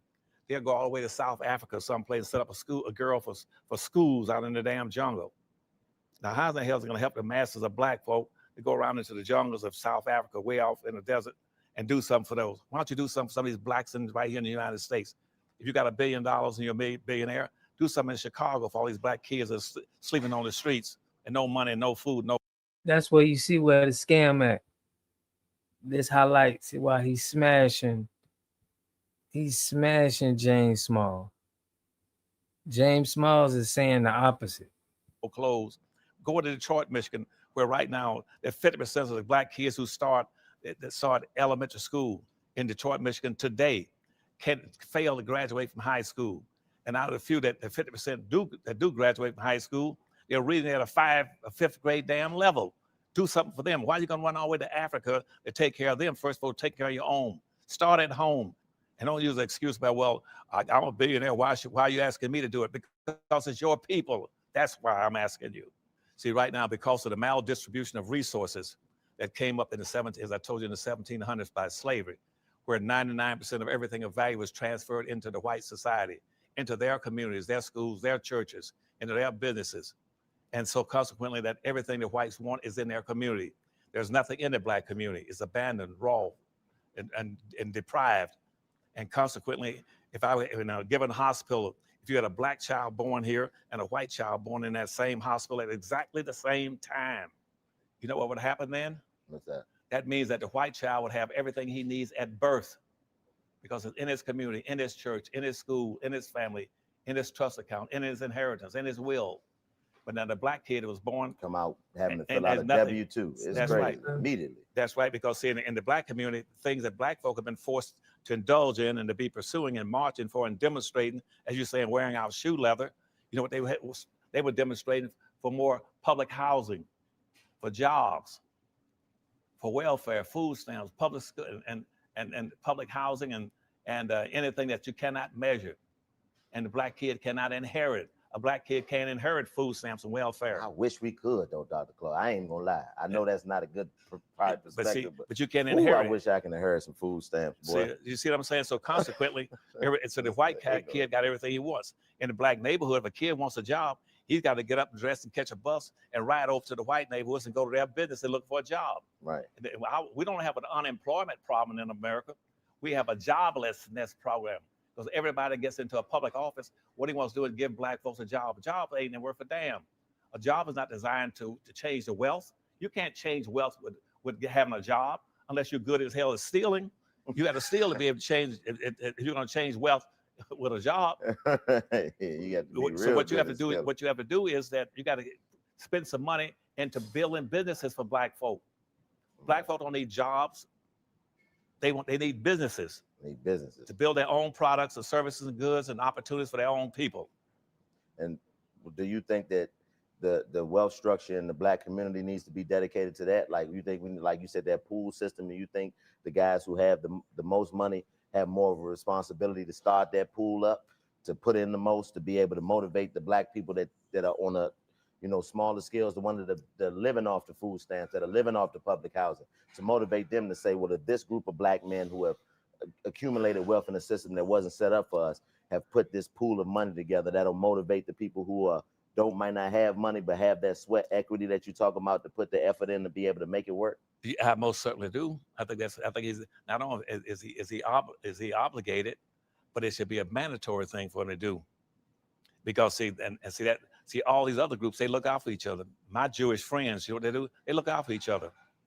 They make sure that every time they go into a business, they put in 10%, everybody put in 10%. But all Jews get profit from it. And they all share and care and take care of each other.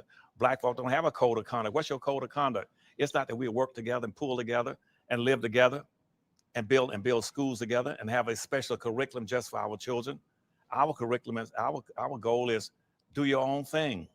Well, you know what's so crazy, Dr. Claude? We do have a code of ethics, but it's usually based in negativity.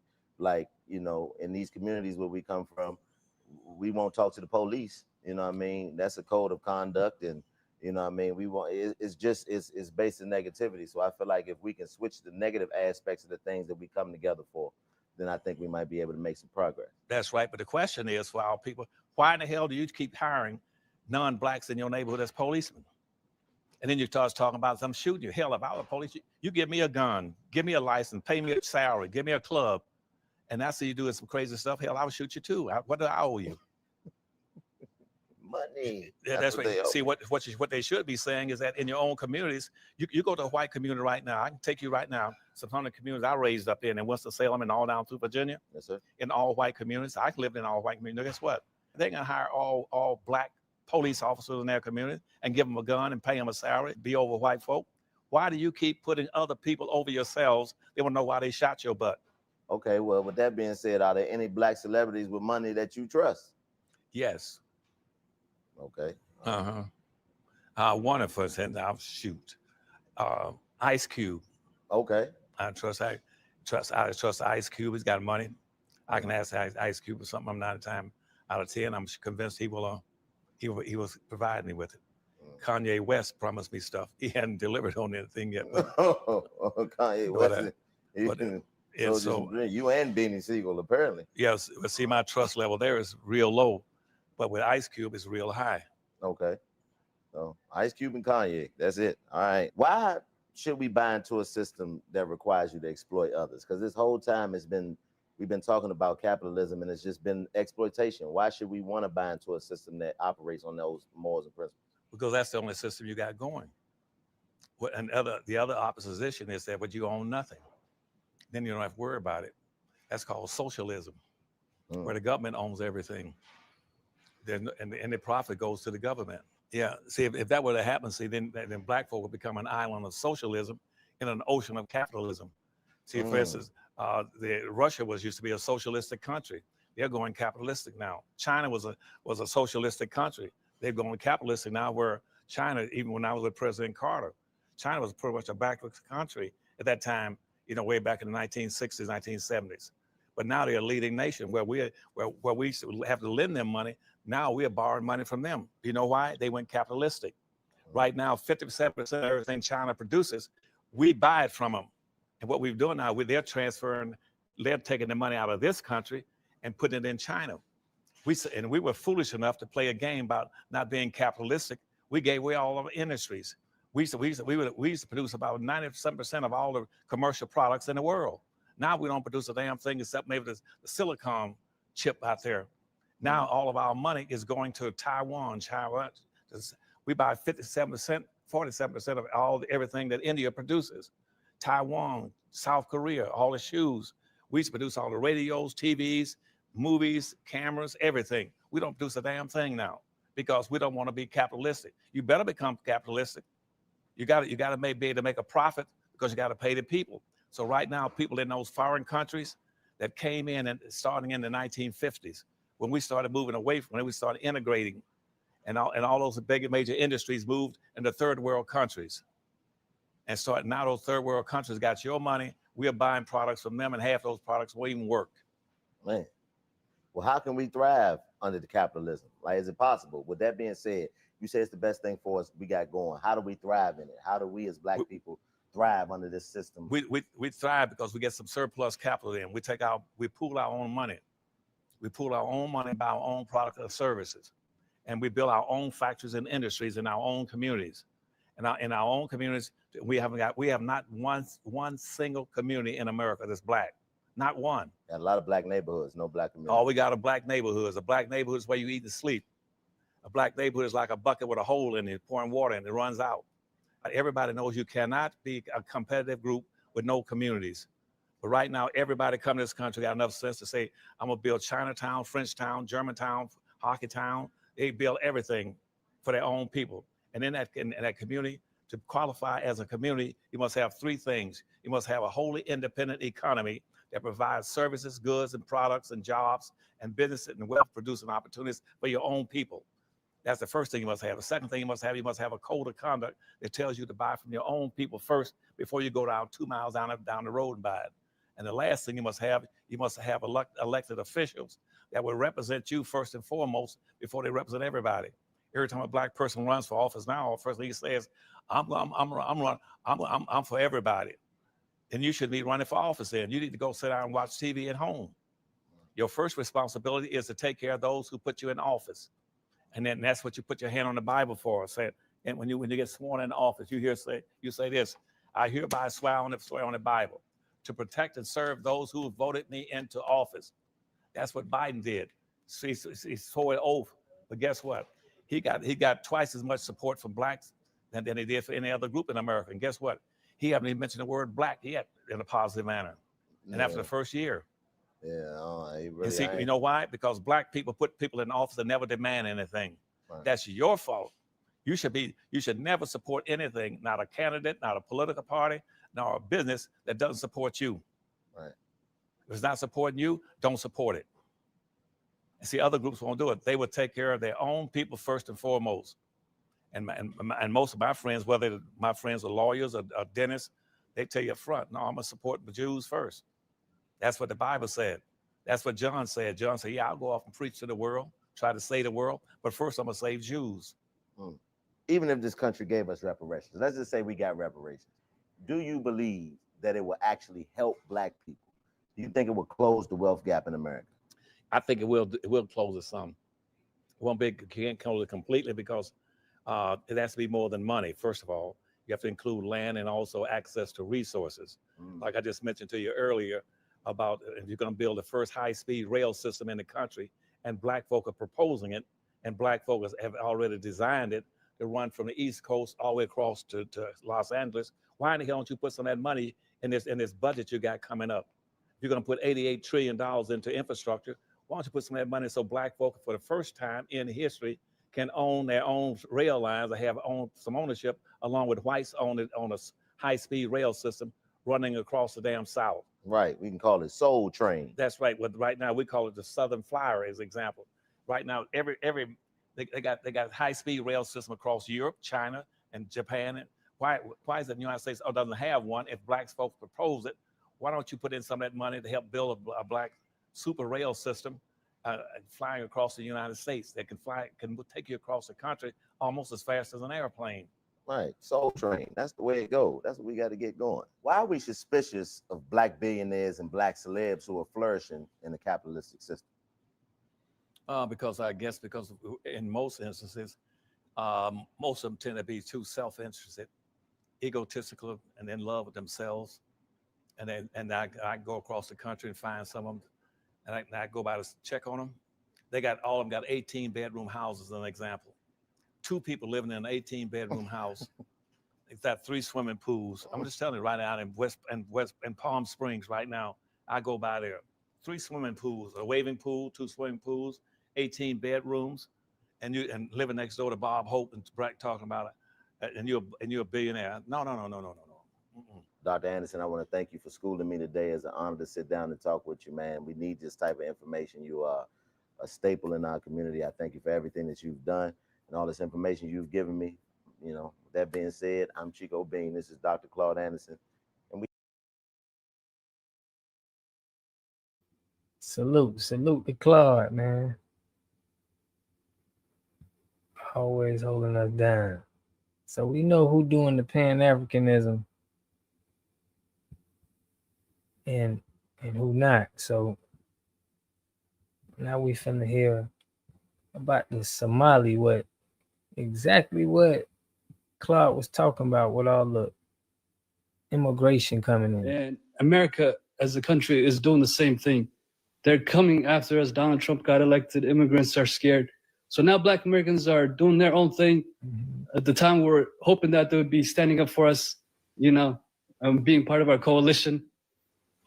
But yeah, and that's the problem. We don't know what to do now. Yeah, because we told people, they kept telling us, well, you FBS don't work hard. You don't work.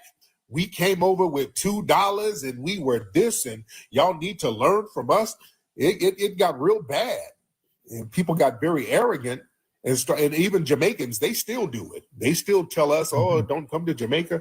Oh, don't do this. You are entitled. And y'all were telling us all of this stuff about how hard you work and how lazy we were. And we said, okay, well, handle your business then. And now people don't like it. And can I say something? Do you know, I think that's why a lot of immigrants are running for office. There's a lot of Somalis in Minnesota, the New York mayor, because I think they're scared now since that, the current political system in America, and maybe Black Americans are not as supportive anymore. So they feel like they have to fight for themselves. They have to have a presence, or else it's over for immigrants here. Yeah, and that ain't working because they ain't getting elected. A lot of them are not getting elected like that. It's like Winston Sears, like your boy out there in Minnesota, Fatah, whatever his name is. He got washed. So it ain't really working out like they wanted to work out. So, hey, man, it's cats should have really checked themselves with the disrespect. So how about we have a restart, man? Black Americans and Black immigrants, we forget everything in the past. We start a new contract. We put the disputes and all this stuff to the past and just have a fresh start. Respect each other, respect each other's cultures, work together where we can work together. Let's try to work on that. I'm ready for that. Well, the thing is, man, it's going to have to start back in the homeland. It has to start there because a lot of people bring over the same tribalistic disposition that they had over there. They bring it over here and they look at us as just another tribal group. And that's not going to work. We've been upholding global Black unity, and we've been pretty much doing it by our damn selves. So it's time for these other groups to start standing on business over in the homeland, making sure some of that tribal nonsense has stopped. And then people can come to the table and say, hey, let's get out and, let's break bread. Don't know their fathers. African Americans, they don't even know their fathers. They don't even know their fathers. It was all of them, most of them were the product of one night stand. One night stand. They would tell you, I don't know my father. Well, who named you? Whose name are you carrying? Well, my mother chose his name for me. And I don't know. Is that what we want for our ummah? No. كلهم أو معظمهم أبناء الزنا. I keep screaming this from every mountaintop I can. That's Hassan Ali, and this is Ilhan Omar. We know who Ilhan Omar. Hassan is the president or prime minister of Somalia. They had a roundtable meeting with nothing but Africans talking about getting in to American politics, but understanding that they are 100% Somalian and they will never change. Now, in this clip that I'm about to show, Mr. Ali, Hassan Ali, is talking, and he's letting it be known that Ilhan Omar is there to take a Black American seat in Congress. It is very important in Ilhan tayo Somali tayo mesha sunujo. Somalia o Alexis tayo. Nini mudru haka to sigas haka of moral. Okay, that's what we do. They are not here to be our friends. They are not here to fight for all Black people. They are here to fight for Somalians. That's it. Those are not my words. It's their words.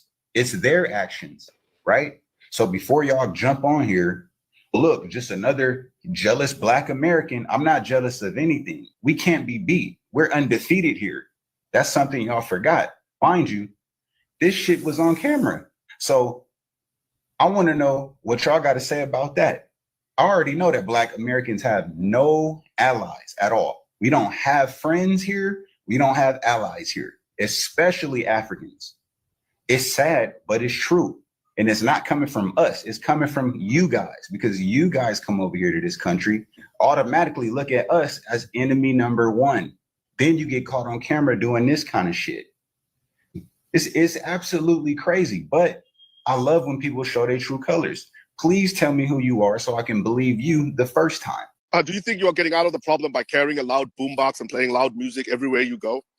Sir, what 1982 stereotype is that? What are you talking about? Who plays boomboxes wherever they go? Where are you getting these old stereotypes from the 80s? What are you talking about? So are you telling me, Tarek, the Black people are not carrying a huge loudspeaker and pulling it around wherever they're going? What's with you tethers who come from complete failure? Y'all, and this is a problem. Y'all come over here and then try to use the same stereotypical BS that the white supremacists use. You're not in a position to point your finger at any of us, sir. You understand that? At least in Somalia, we just, chew cut and just keep to ourselves. You guys are having loudspeakers in the metro system. No. You on a loudspeaker begging for Red Cross rice in your homeland. You get on a loudspeaker begging for food. So don't talk to me about what we do. You're not at liberty, sir. You come from failure, unfortunately. So Tarek, chill out, man. I'm going to give you some cuts. No. You're not going to point that little Ebola finger over here to us, sir. When you come from failure, talking about loudspeakers, sir, you got a loud forehead. Your forehead is a speaker. Y'all write SOS messages on them big ass foreheads. All right, now get out of here. I don't want to hear none of your damn projecting. That is hurting Americans again, Somali fraud. This time it's a housing fraud scandal, which we've talked about in the past. But now the people that are, we saw someone die because of Somali fraud. Now we're seeing people about to face homelessness because of Somalian fraud. There are breaking developments tonight in Carol Evans' housing hustle investigation. Another major figure at the center of Minnesota's housing stabilization fraud scandal is now admitting guilt. Investigative reporter AJ Legault is in St. Paul with the story. Mr. Adal, can we ask you some questions? Assad Adal did not want to talk outside St. Paul federal court. How many vulnerable people did you leave sitting in a snowbank so you could line your own pockets? But once inside, he admitted on the record that his company, Leo Human Services, ripped off taxpayers to the tune of $2.7 million while falsely claiming to help 250 people find housing. How would you describe that $14,000 that was billed to your Medicaid? Fraud on every level. I never met with them. I've never even seen them. Carol Evans first began investigating the BMW. That's nice. Earlier this year. That's so much work to do. I mean, I'm being asked questions here. Oh, people say you're not doing work, that you're billing thousands of dollars for work. Do you hear these fucking fraudsters? Do you hear what this guy just said? Man, we got so much work to do. Why you holding me up? I got people hurting and suffering. I got to go save. Come on, man. Come on. The BMW. Listen how confident. Earlier this year. This guy's a scoundrel. So much work to do. I mean, I'm being asked questions here. Well, people say you're not doing work, that you're billing thousands of dollars for work that's not being done. Oh, let's see the public channels, man. I'm doing everything I am correctly. But that was not true. CARE's investigation exposed a family fraud factory operating out of this Blaine home. Assad's brother, Anwar Adal, was running another HSS company called Liberty Plus, also stealing from taxpayers and preying on vulnerable Minnesotans desperate to find a home. And you're sitting there in the cold thinking, okay, any day now, any day now. And that any day never comes. When agents raided the Adal brothers' home, they seized stacks of cash, tens of thousands of dollars hidden under a mattress and beneath the stairs. How did you and your... What I've learned from all these Somalian fraudsters, man, is they just don't know. They don't know what the hell they're doing. They were told to steal the money. They got the money. Some of them left it sitting in their banking account. Some of them got it stashed under their bed over here.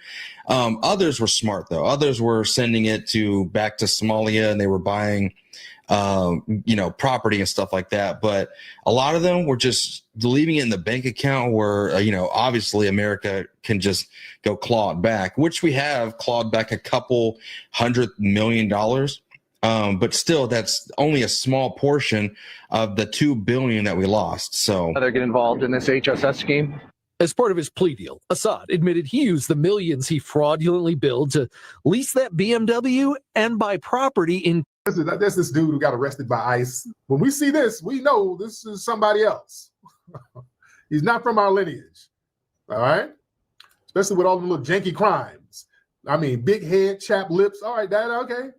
Hairline. All right, brother. That's not from our lineage. No. Don't chop none of that up to us. Yeah. He's headed back to his homeland. That's where he's headed back to. Good grief. He is headed for trouble. All right. Yeah, 25. Yeah, I don't believe that nigga's 25 either. That's another thing. Yeah, that shit about him being 25. I don't believe that either. Oh, I don't believe that. This is probably one of them dudes to be like, wait, nigga. Now hold on. How did you know I'm not FBA, nigga? This dude got arrested by ICE. I posted this and this shit went viral. ICE arrested Abdi Jibril, a criminal alien from Somalia.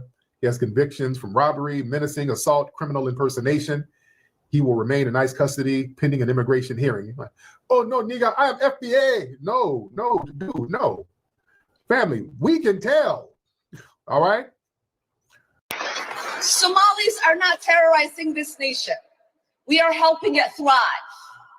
Somalis have always seen themselves as a fabric of this nation. So not only are we not going anywhere,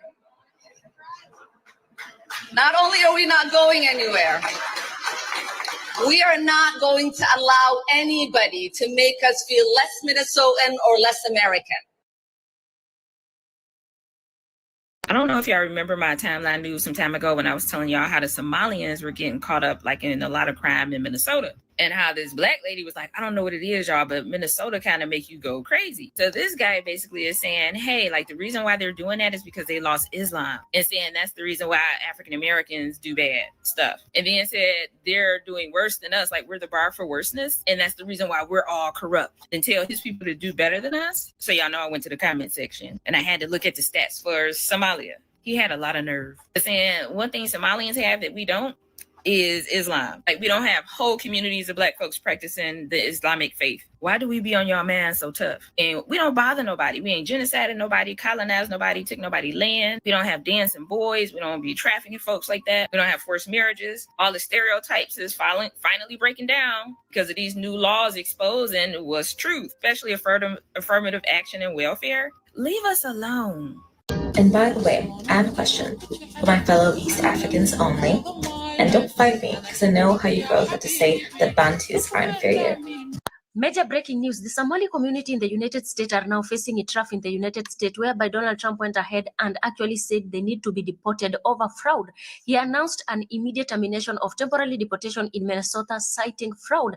And let me tell you, the Somalians in the United States are actually protesting, whereby some of them in Minnesota are saying they are there to stay, they never get there by mistake.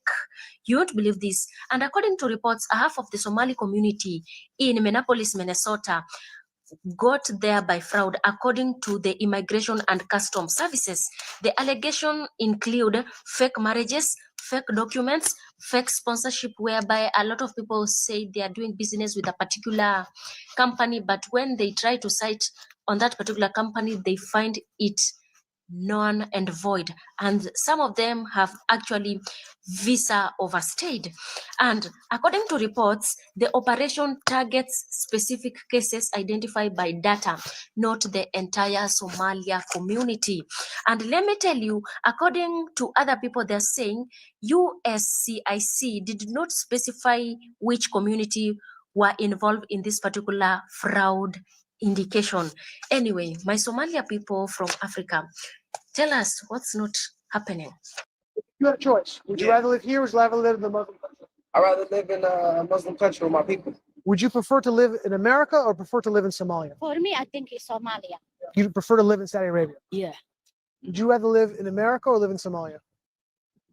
I would rather live in Somalia. I'm not Americanized. I just speak fluent, and I'm, you know what I mean? I'm articulate, and I can articulate what I'm trying to say, you know what I mean? That's about it. But other than that, I mean, as far as my culture and my preferences and everything, it's still Somali, you know what I mean?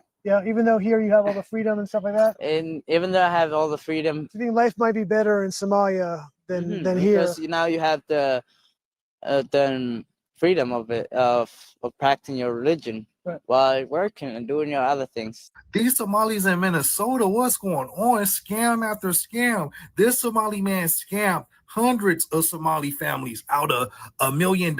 Like, he charged them $25,000 a pop to hold a house for them. So he sold them this scam, like, hey, this is the housing development. This is how it's going to be. You see how it's this right here?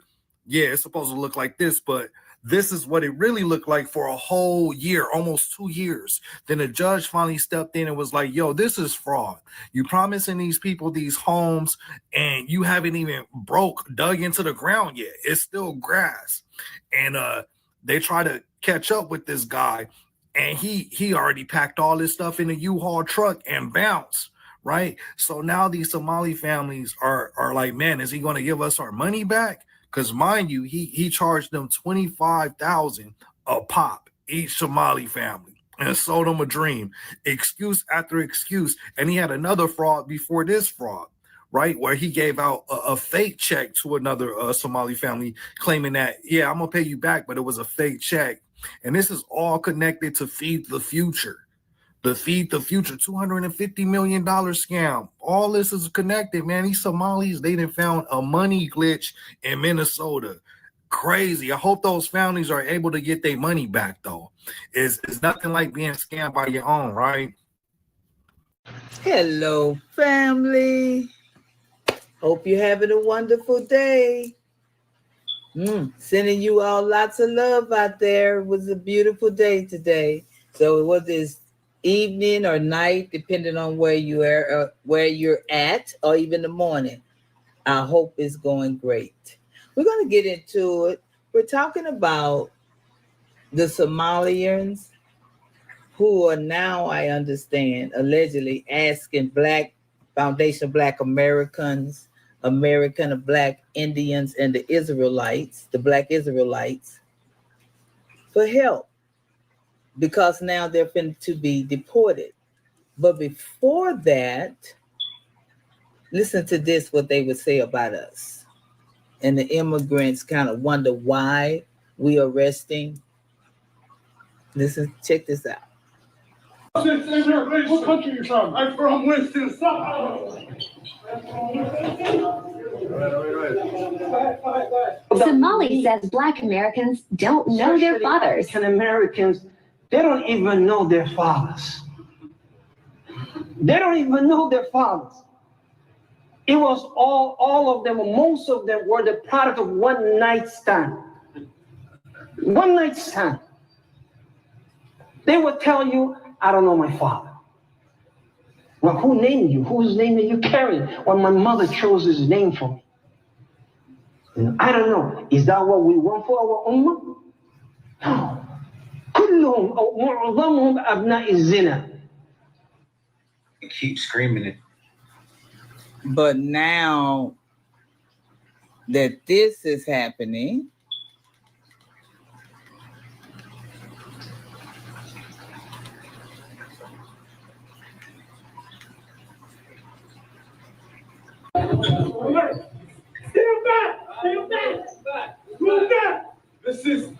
This is the freedom. I'm coming to my process immigration. What country are you from? I'm from Winston-Salem. Somali said. now that this is happening to them, they're asking for our help. I mean, I'm trying to understand, how can you be a white supremacist hating on a people for no reason at all, and then when you are the one that is being deported, you want now unity and to help you. But they know our hearts, but right now they're under judgment and God have us sitting down. Let's listen to some more commentators. Now here is a clip of where nothing but Africans, they're sitting around the table having a meeting discussing how this young lady, I'm not sure her name, but the Somalian lady that's a representative in the House, or I think it's the House. How she's going to take one of our Black Foundation Black American, a Black American Indian or Israelite seats. They come here to take and replace Black Americans. Here we go. To American politics, but understanding that they are 100% Somalian and they will never change. Now, in this clip that I'm about to show, Mr. Ali, Hassan Ali, is talking and he's letting it be known that Ilhan Omar is there to take a Black American seat in Congress. It's very important in anti Somali measures. Somalia are exceeding society. Didn't do haka to say of more. Okay, that's what they are not here to be our friends. They are not here to fight for all Black people. They are here to fight for Somalians. That's it. Those are not my words. It's their words. It's their actions, right? So before y'all jump on here. This is why we are saying, and God is saying, because everybody else is, anybody that came up against the Foundation of Black Americans and the Black American Indians and the Israelites with negativity, they're under judgment now. Anybody that sides with white supremacy. So that's why it's time, hopefully we as a people start putting ourselves first. We always get on the front line trying to help everybody. But now it's time for us to think about ourselves, which that's what we doing. We resting and we thinking, and things are going to come together because we fighting for our children's future. Here we go. Look, just another jealous Black American. I'm not jealous of any. Here, immigrants been running around screaming, Black Americans, y'all going to be deported next. Y'all going to be deported too. But you got an immigrant saying that she can't be deported because she's an American citizen, a naturalized citizen. When Black Americans are birthright citizens, like, we can't be deported. But yet, immigrants of all creed and colors, all of the immigrants, not just the Black ones, but the white ones, the Native Americans, the Latinos, of course, the Africans, the Caribbeans, they always screaming, oh, y'all next. They deporting Black people too. Y'all next. Y'all going to get deported next, Black Americans. Because that's what the white man been telling them. To get their citizenship, they had to pledge allegiance to America. A lot of them have already said they were told not to go around or hang out with Black Americans here. So because they knew that the white people hated us here, or that's what they made them think, and they sided with the white supremacists against us, and they like, oh, we finally got the white supremacists to run the White House. They finna deport them, you know what? So that's where they head at. That's why they kept saying, y'all never be next, because that's what the white man probably kept telling them. Yeah, we gonna deport them, da da da da da. But they were hoodwinked. They're not gonna deport y'all. They're deporting her. But you got an immigrant saying that she can't be deported because she's a citizen. She's a naturalized citizen. Her citizenship can be revoked, by the way. But it's funny how they, when they're under the fire, it's like they know all the fucking rules and laws and, we can't be deported. But they want to fearmonger and try to like mislead Black Americans to feel like they want to be deported. The psychological warfare these people are playing on Black Americans is nasty. It's insidious. Trump, please hurry up and get these motherfuckers out of here. Trump is coming after Somalis. 90s, Somalis arrived in America, and they went to America fleeing civil war. They went there seeking safety, stability, and survival. And the safety they went looking for, the stability they went looking for, the survival they went looking for, it is what Black Americans fought for. It is the sweat of Black Americans. But when they arrived in America, something deeper happened. Something psychological, a crisis, a confusion, a question. And if y'all look at the sign right there, they're asking themselves if they are Black in America or they are something else. So for a lot of Somalis, the answer was they are not Black, they are Somalis. So this identity separation did not even start in America. It started. This is why I say, you see, they have the sign Trump 2024. So these people, Somalians, voted for Trump.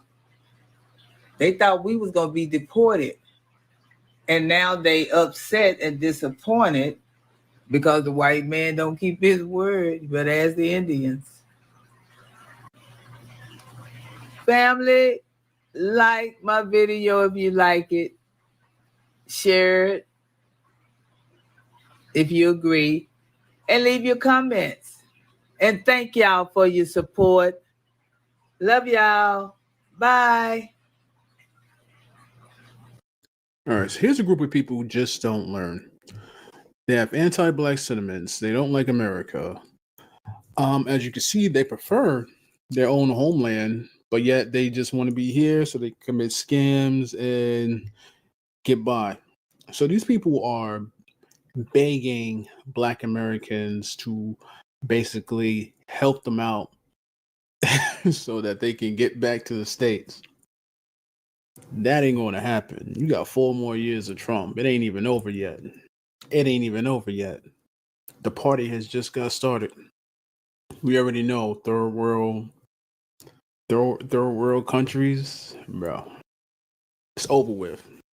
And Somalis, they think they the bee's knees.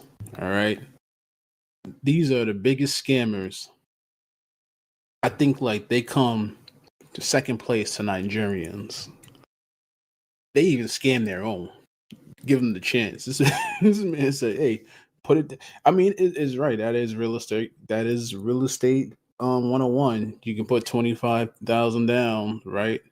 But not to like maintain your home, right? That's that. Oh God.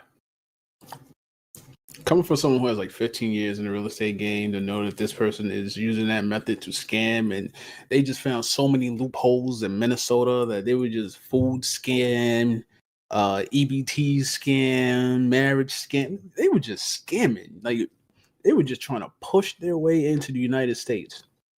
You got these people saying that we come from one night stands and we don't know who our father is. Like, bro, y'all better get y'all need to get out of here, man. Calling us Jarers and Bantus.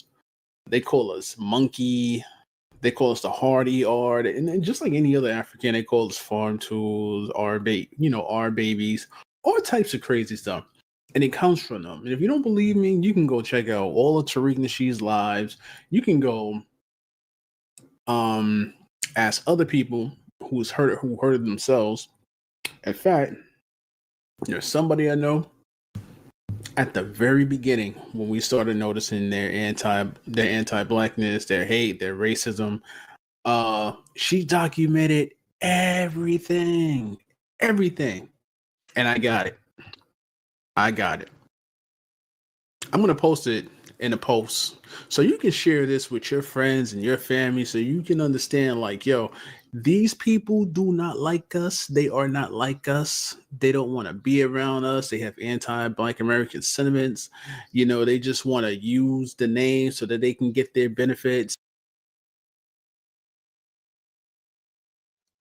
Facts, man. Y'all see that that Pan-African, and that's where all the scams at. That's where all the scams is coming from over there in the Middle East. But I had Claude Anderson. Yeah, we played that one, but I ain't have no more for us today, man. You see the plot though, so that Pan-Africanism is officially dead. Nobody should be able to, especially because it's coming from Black American. This pretty much killed everything to where even with the exposing of James Small, it should be no more. Pan-Africanism should not work on anybody no more. You should know that it's a scam. You should want to fix where you at. There's no way that you should be trying to go to another place when you ain't trying to, build your own. So, man, make sure y'all smash that like button. I'm gonna show a little bit of Nigeria. Showing how it is with Nigeria, so we can definitely see the scams that's going on there. Let's get it. Shout out to the unapologetic. There's DIY, and there's doing it yourself. It's the difference between being. All right, so get your milk and cookies, your popcorn ready. It's going to be devastating. All right. As we know, Nigerians are world travelers. And I don't mean that in a good way. I mean that wholeheartedly as bad as possible. These guys are joppas. They're super fleers, right? They'll jump from country to country, state to state, even leave Nigeria to go to other places in Africa and still get deported. But here's the kicker. This is actually, I actually found this pretty funny, that back in 1983, which I found the video, these guys deported millions of Ghanaians back to Ghana, right? So Ghana was invading Nigeria. Fast forward 2025, you now have the opposite effect. Nigerians are invading everywhere. They just don't want to be in Nigeria, right? And we got some funny stories as well, such as being deported from Nigeria. I don't know how that's possible. You would think they would want you to stay, but clearly not. So we're going to hear some scandals, why people want them out of their country, why Nigerians are fleeing. It's a whole scam. And I'm going to answer this question real quick. So there's a brother, and he's literally asking. He asks us, why do these people like come here and kind of like use us, right? Well, we're like a scam card when it comes to the United States. And what I mean like that, we're like EBT.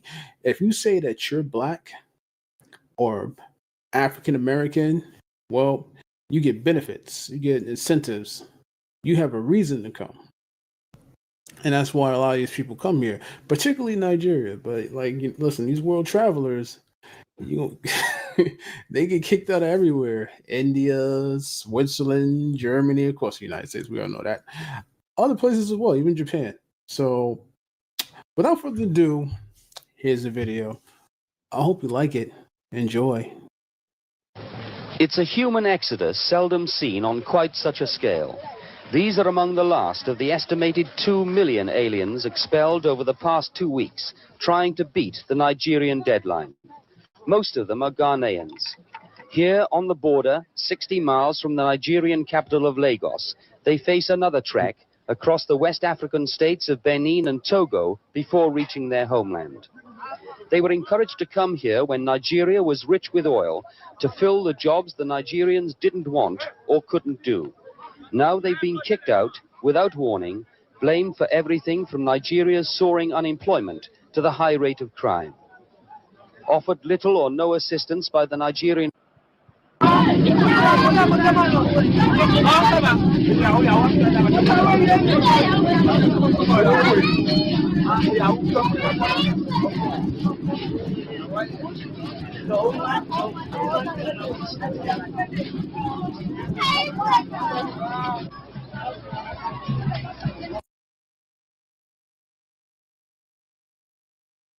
you know, everybody was like, oh yeah, black folks don't be laughing because y'all gonna be next and all that shit.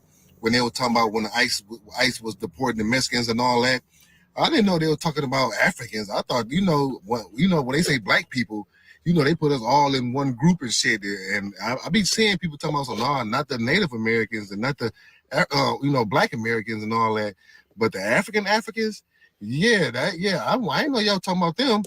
But then on top of that though, it's like, how come everybody keep turning to us, the black Americans? Like, y'all keep calling us ghetto, wild, this, that, and the third. Y'all don't want to deal with us, like no type of business with us. But for some weird reason, when shit hit the fan, we are the go-to people. Y'all got to make this make sense though. Like, what is so unique about us that, like, y'all feel like, oh, we got the power to say some shit, and then we end up standing up for y'all. Then y'all turn around and stab us in the back all over again. I swear to God, y'all not making no sense. I told y'all I don't discriminate about no race. When y'all act an ass, y'all gonna keep acting like an ass, and y'all can't be trusted. I don't understand that. We can't trust y'all. Like I don't understand it. I can promise y'all, when we be meeting up with Africans, we see y'all out in public and shit. Y'all walk around with y'all nose all the way snotty. Trust me, I done seen a few of y'all acting like that before for no fucking reason. I'm not saying all, but a lot of y'all be acting like y'all snotty too. So yeah, like, no, y'all can't keep turning to us every time shit hit the fan when y'all don't deal with us though. Breaking news. The total number of Nigerians in United States who have been flagged for deportation, or rather, who are going to be deported from United States, amount to 3,690 individuals. And it's been said that Nigeria ranks the second, that is the second on the list among the African countries who are going to face this mass deportation from United States. Apparently, Somalia has about 4,090 individuals who have been flagged for this deportation. And Mexico is the highest. Mexico has the highest number of people who are going to face this mass deportation from the United States. It's about 252,044 Mexicans who are going to be deported from United States. And United States government has told Nigerian government to cooperate with them to provide every information needed when they are needed, so that this deportation process will be made easy and so that there won't be any delay or hindrance.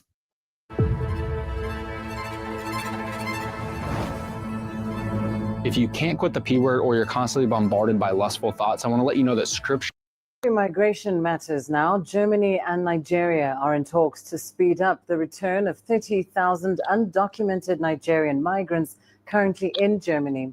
A top German diplomat has been sent to Nigeria for a meeting with the foreign ministry this week. CGTN's Kelechi Mekalam has more. Efforts to repatriate thousands of Nigerian illegal migrants living in Germany has been on for years, but German authorities are not happy it's moving at a slow pace. Only 200 migrants out of 30,000 have been successfully repatriated to Nigeria, and that's why Germany's foreign policy advisor, Jan Hecker, came here to discuss how to quicken the repatriation process. Germany has completed all legal processes to repatriate as many as 30,000 illegal Nigerian migrants, but they can't be moved back except the Nigerian embassy issues them travel documents. So Germany wants to negotiate with the government the possibilities of issuing emergency travel certificates. But Nigeria is not buying that. Foreign Minister Geoffrey Onyeama says the move to send a German diplomat to Abuja is an effort to circumvent its embassy in Germany. He says Nigeria also needs to establish whether all 30,000 illegal migrants are indeed its citizens. So far, not much has been agreed upon in speeding up the process. Nigeria's foreign ministry is, however, promising to check with its embassy on how to quicken the verification process. Kelechi Mekalam, CGTN Abuja, Nigeria. I got deported from Nigeria. So they're going to send me to jail. I asked them, right, what's jail? They just showed me a storage container. My Nigerian passport's expired. So I said, I'm just going to go on a visa. So I've gone there. I had a wedding to go to in Benin, like Republic next door. I was like, let me just dip quickly. So I've left. There's a road border. I'll just slide back in. Flyboy lads, long plaits, everything. I don't know why I thought I could blend back in on the road border. They've caught me trying to cut through. Like, oh, where you guys? So I was like, cool, I'll just go back to Benin. Benin said, no, you've left there. I had single entry visa for there. I couldn't get in there. Tried to go back to Nigeria. They said, no, like they weren't having it. No one was trying to do no business. Then they sent me to the police station on the border. They said they're going to send me to jail. I asked them, right, what's jail? They just showed me a storage container. I said, nah, bro, this one ain't really for me. I'm trying to get out of it. So they didn't believe where I was from. They weren't believing that at this stage. Eventually, gave me 24 hours to leave the country. I got deported from Nigeria. That is deported from Nigeria. Breaking news, my people. Nigerians always have a second choice. Nigerians always have plan B. Guess what, my people? When these Nigerians were chased out of Johannesburg, you know that this Dugura operation was only operating in the other towns except Cape Town, right? So all the Nigerians who were removed from Johannesburg, the whole South African, they thought that the Nigerians, they've gone back to their country. But right now, guess what, my people? These Nigerians, they are in Cape Town right now. I mean that they saw that they can't stay in Johannesburg, and they had to think very fast to see who is opposing Johannesburg. Then they shifted to the town of Cape Town. And you know what? In Cape Town, they have found peace, and nobody is disturbing them there with their businesses. This is crazy, my people. I thought Nigerians have left South Africa. UK have deported Nigerian-based YouTuber. People say that this guy is the most hated Nigerian. No, he is not the most hated Nigerian. If there is anyone that is hating here, he is the one that actually hated Nigeria. Yes, this guy left Nigeria not up to 3 years. He granted UK government an interview and he reviewed everything about how Nigerians has been living in Nigeria for UK, coming to UK to study, taking their family members to UK. He revealed all the secrets, the way they go about it. The same interview, they've interviewed other Nigerians who granted such interview and have not been able to reveal that secret. This particular guy went for that interview and opened up his mouth and said a lot of things because he wanted to cut that bridge, and which actually he was able to do because they've stopped Nigerians from coming to study or bringing their family members to UK like it used to be before. Now, he started doing fraud. So he wanted to cut that short so that he would be the only one enjoying it, him and his family member. So they arrested him, detained him some months before deporting him back to Nigeria. Yes, as I speak now, he's presently in Nigeria. I think we should organize a welcome party for him where we'll take a turn to hug a brother that is back to the country. Welcome home, dear. This is your home. This is where you belong. You don't belong to UK. Yes. People, when Nigerians was given 7 days ultimatum of South Africa to leave Nigeria, they want them to go with their businesses. And if you haven't watched the video, watch the video. Nigerian. We therefore wish to officially ask all South African businesses, please, journalists, do not edit this. Say it the way I'm saying it, that South Africans henceforth should leave Nigeria with all their businesses. Nigerian students are not joking about it. And we are giving 7 days ultimatum for this action to be carried out. Nigeria is home to about 120 South African companies, including telecom giant MTN, has more than... Because it's that small. Get in here. Now, I got a video to show you about they kicked Nigerians out of India, right? So the Nigerians was coming to India like these immigrants coming to America getting free paychecks. But the peoples of India said, you know what? We're not going to work. We're not paying for gas. They did this for 3 whole months. Guess what happened? They kicked every Nigerian out, including the ones who've been there for centuries. Let's play the video. Please, we are making this video for the Nigerian government. You need to take notes, America. Please, if really, truly they have the interest of Nigerians at heart, they will come to the head out, they will reach out to the Indian government for proper, at least, negotiation in order for these little children to go. While there are some other children over here, who some of them, they've lost their parents, some of them, their parents are in jail, and they need to go back home to reunite with their extended family, but they are all been denied here. So please, we are begging the federal government of Nigeria to at least do something about it. And I want to plead with all Nigerians to at least spread this video, share it all over every platform. Share this video over every platform so that it can reach out to the appropriate authority in order for them to do the necessary things.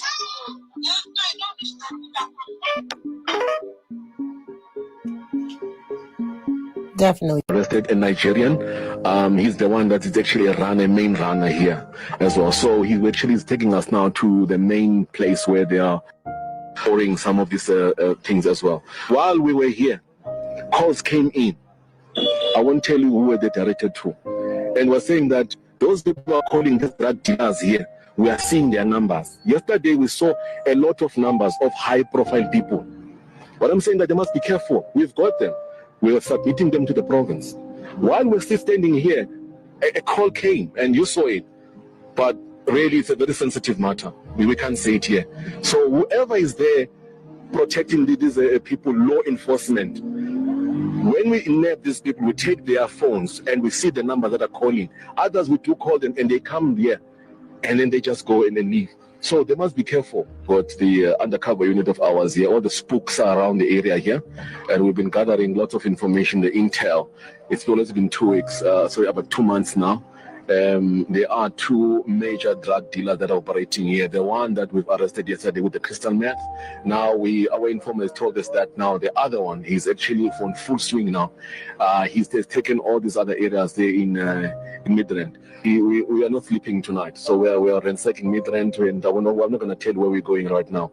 So the message to all those drug lords there is that we're actually coming for actually them. We've got Nigerians in Ghana are in different courts. And then on Monday, which was yesterday, I think 26th, they went on the street to face off against each other. The number of people in the whole world that are taking actions against Nigerians, it should say something to you guys. You guys are doing something that does not align with the countries that you people are in. Stop it. To be very honest with you guys, to defend Nigeria as a country is very, very difficult because we wake up to so many bad, horrible news about Nigerians, especially the kind of attitudes we exhibit outside countries. Most times when we make videos pointing out the bad things our fellow Nigerians do outside the country, especially in Ghana, we get a lot of clashback by our fellow Nigerians. They call us sorts of names, such as unpatriotic Nigerians. You don't love your country. That's why you keep exposing your country, because they don't like the truth. How can we have some group of Nigerians engage in cult fraternity? These guys we are seeing having like cult wars in Ghana, cult battles in Ghana. You left Nigeria and you carried your cultism life to Ghana and you start fighting proudly on the streets of Accra, which has gotten a lot of Ghanaians reacting. Most of them we are seeing tagging the Ghana immigration, tagging Ghana police, and they are demanding for the immediate deportations of these Nigerians back to Nigeria. I'm going to quickly let you guys listen to everything they had to say, and of course, more corresponding videos as it regards the attitude of some Nigerians in Ghana. Please do watch these videos and let me know what you think about it in the comments. Don't forget to thumbs up and subscribe for more. So if I am to learn something from Nigerians, it is their audacity. I'm telling you, they have some vigor to do some things that you don't understand. Look, what Nigerians can do in other people's country, the citizens of that country cannot do it. I'm telling you. Now, this is what is going on. Some Nigerians in Ghana are in courts, like, this confraternity thing. So some Nigerians in Ghana are in different courts. And on Monday, which was yesterday, I think 26th, they went on the street to face off against each other. Nigerians, they are in court, they are not hiding it, and now they are facing off against each other on the street. You just watch a snippet of the video. I cannot show you the full video because of TikTok policy. You are no, I receive. Confirm. You don't leave your confirm. You don't leave your confirm.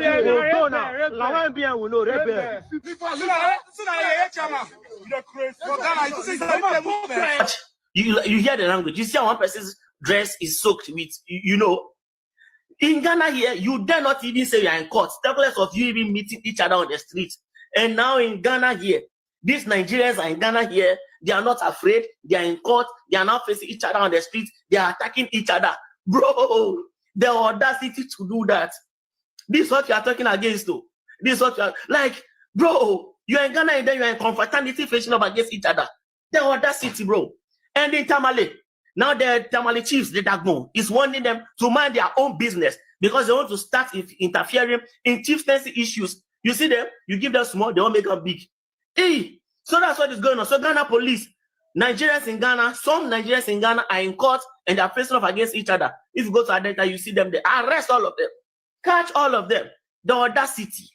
So if you're a Ghanaian watching this, please tag Ghana police, tag Ghana immigration, because this is a serious case. Now, this Senegal goalkeeper that got kidnapped and unalive in Ghana, we are still thinking about it. And that is even affecting our name internationally. And now guess what? These Nigerians in Ghana are now engaging in open combats on the streets of Accra. As you say, these Nigerians in Ghana now, them did this confraternity nonsense thing, where you understand, we get issue. Then these two groups go meet for rooftop, then they fight. Like, I don't know what to say. You're in somebody's country, and then your groups are clashing and fighting on the road, at the roadside, because you get liberty. Look, in my first two videos, I posted what went on. And I think TikTok shadow banned it or something. That's why I'm using pictures. Like, they are basically attacking each other. Nigeria, they're attacking each other. You understand? And youth in Ghana can be easily influenced. Seriously. So, if you are a Ghanaian watching this, please tag Ghana police. They need to arrest these people. You cannot come and use our country as your place to settle scores. This is it. Like, Adenta, they are fighting on the road. Same way they want to start prognosing in chieftaincy issues in Tamale, and they want them to mind their business. That's who they are. You give them something small, they want to make it big. So Ghana police, please, Senegal is on our neck. We cannot allow these people to be facing off each other on the street because of what? Listen, we are not all bad people who hate Nigerians and whatever. Look at the number of people in the whole world that are taking actions against Nigerians. It should say something to you guys. You guys are doing something that does not align with the countries that you people are in. Stop it. And I'm not even that bored with the people who are committing these atrocities. So, as the people Nigerians standing behind that are like, you people hate us, what have we done that you... Meanwhile, they know you yourself, your countries are not safe. What you are doing in your country is not safe. But you're doing it in our country, and you want people to leave you guys to do it. You don't want people to talk about you people that are doing bad things. You people have kidnapping season in Nigeria. You want to bring kidnapping season to Ghana. No. Ghana government, please. I think it's high time you give every Nigeria coming to Ghana a roster card. Roster card, I mean, when they are coming to the country, you go give us card where be your name, so that when they do bad thing for the country, now go they mark them. Because I'm seeing some videos of court matter of Nigerians living in Ghana doing court case, and they are saying Nigerians living in Ghana are doing this. See, me, I don't want all this wala. Ghana government are big. If now go give us paper, make all of us the mark present, or make all the Nigerians they go report to all police stations where they are around them, so that when they are calling some Nigerians in Ghana, when they do anything, make we live freely. Because the stigmatization, which they call them, is increasing. So when no just get anything to do for Nigeria, we just pack themselves, come Ghana, come the cost trouble. For we were there for here, they mind our business. Ghana government are big. If you know any Nigerian, they pass border, come Ghana, may you not give a roster, make it just go report to any police station. Make all of us they go answer present there. So that those ones where they commit this crime for Ghana by if they catch them, they will talk, say, okay. For example, so person they commit the crime. Not be all Nigerians, they commit this kind of thing for Ghana. Not be all Nigerians. Most of us are innocent. Most of us are innocent. We don't to defend Nigerians for Ghana by just be like, say, I go, he had. There is that for me, if you ask me in particular, I don't think Ghanaians are asking for too much. What these guys are asking for is that if you need to come to Ghana, if you must come to Ghana to survive, make sure you are bringing your good energy, your good behavior in Ghana.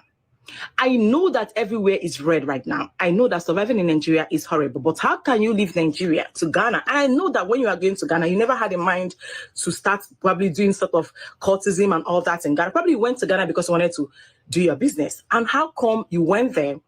You left the business that took you to Ghana. You left whatever thing that took you to, whether you went there for tourism or for whatever thing you went there for. I decided to start engaging in cultism, make it make sense. Like, why are we always trying to find a way to blame others for pointing out the wrongs we do without trying to address that wrong we do? I said this before, that the bitter truth with Nigerians is that most times we don't even believe that we have problems. And I'm going to use myself as a logical example. For example, if I'm having headache and I need to get like some paracetamol and I keep denying the fact I have headache, how will I get cured of that headache? If that makes sense. We need to believe that we have a problem. That is the only way we can get a solution to our problem. You guys left Nigeria and took your bad energy to Ghana and start engaging in cult fraternity, cult exhibition, cult fighting. By unaliving yourselves in Ghana, like most you guys go there and bring in your bad energy. Can't you go there and make things better? We already trying to talk about the Senegalese player that there were so many accusations of pointing at fingers on the Ghanaians that they are the mastermind behind these things. You guys don't know that Ghana police, they've leveled up. If they catch, they've been warning so badly that if they catch any Nigeria engaging sort of crime or any kind of thing, you guys are going back.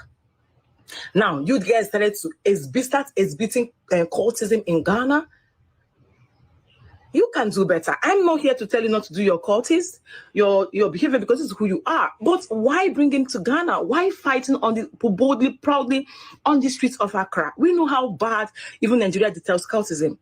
Cultism is a very huge crime in Nigeria. And then you guys are doing that in Ghana. After we make content, now you people come and tell us that we Nigerian content creators are the one bashing Nigerians. We are the one. Do you want me to come out? I got multiple tags on that video. So me to come out and be saying, okay, you Nigerians are doing good. It's good to do cultism. Is that what you guys want me to do? Is that what you guys want me to do? Hell no, I wouldn't do that. I would always point out the good ones. I would always point out the bad ones. But to be very honest, now no try.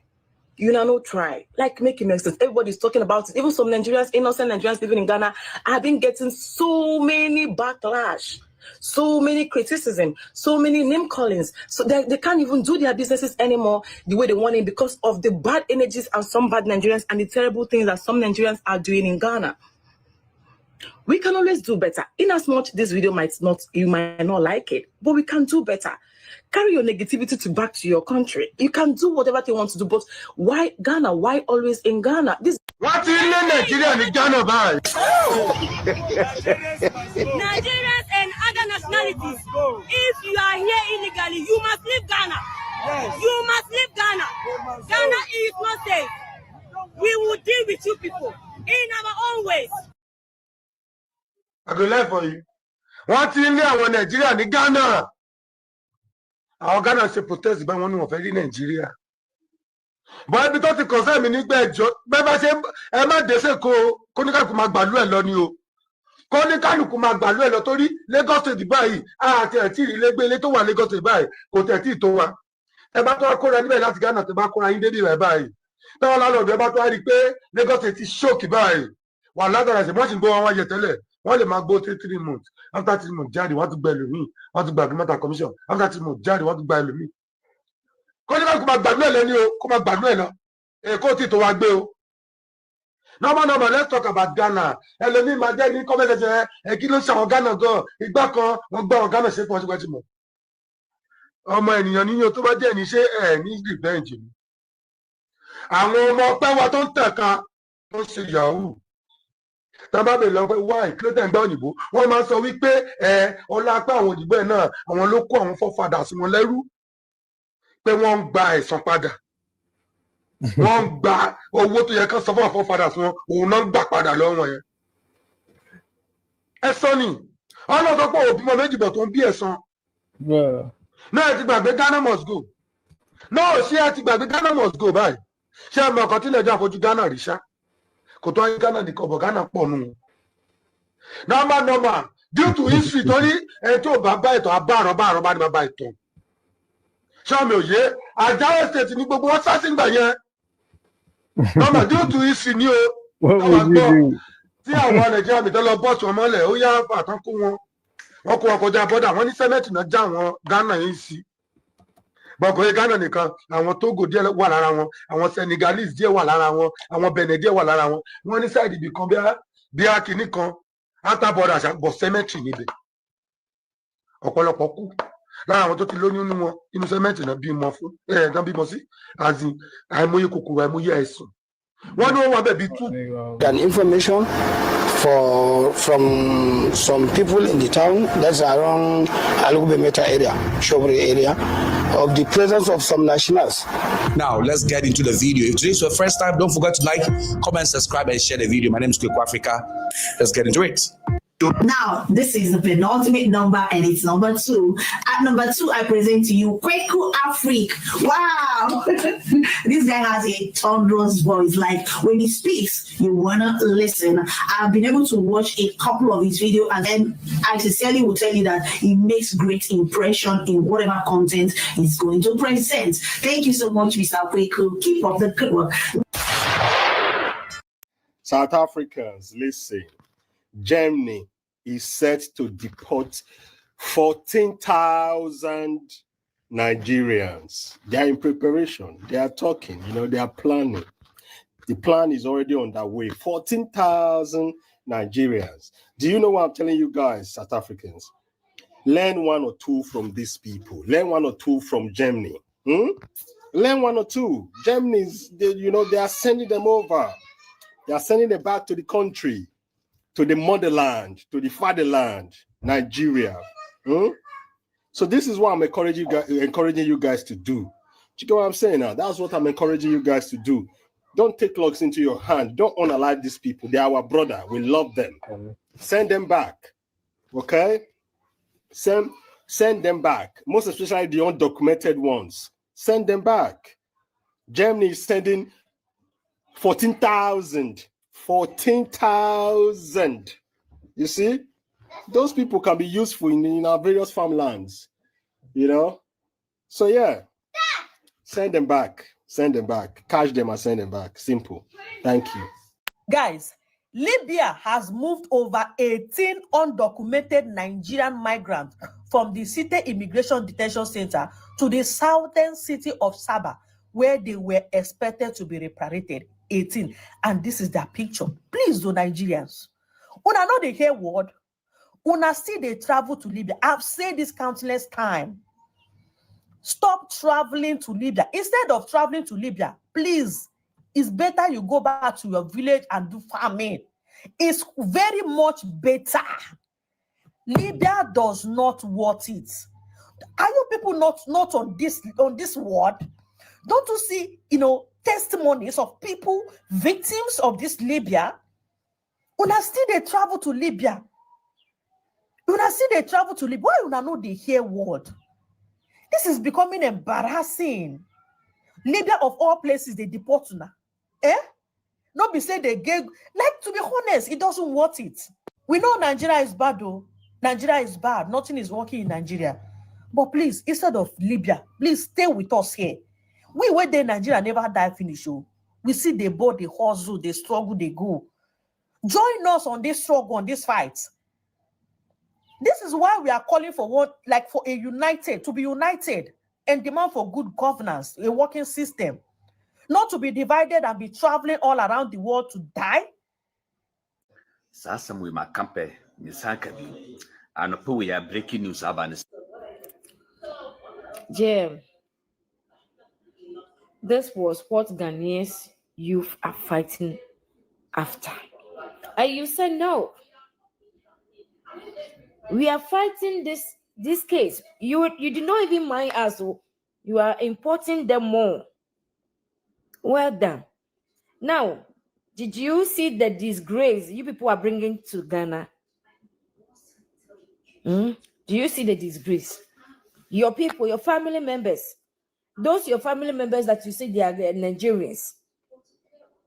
Do you see the disgrace they're bringing to Ghana? Also, I'm go Ghana for any mercy. I'm go ye Ghana ba mo ni mercy. Osi wunti ye kasa osi ye kasa no enko bibia. But the only thing I remember catch you say, there is a proverb say, I say upon tinina otina fie and I will say o nini gugu nkrofo area na say o say obi area na ade ba kopa na woro fi say o say onu ankasa ni tu enti jem say na wo ye din na wo say bie kwan ama sa criminals aba betina ye krom no o dream say wo ye citizen of Ghana no you are doing yourself to, because at least so obusian phone na rich people kwana back home omusumo ye hia ni ti say ya nti omusumo ba face no bi bola goose na obia pra he fi ase onu on pe bola no on pesa goose no on fi no eye no bi e na wo jijiji e de agu fi enu che se eye wo fi ni na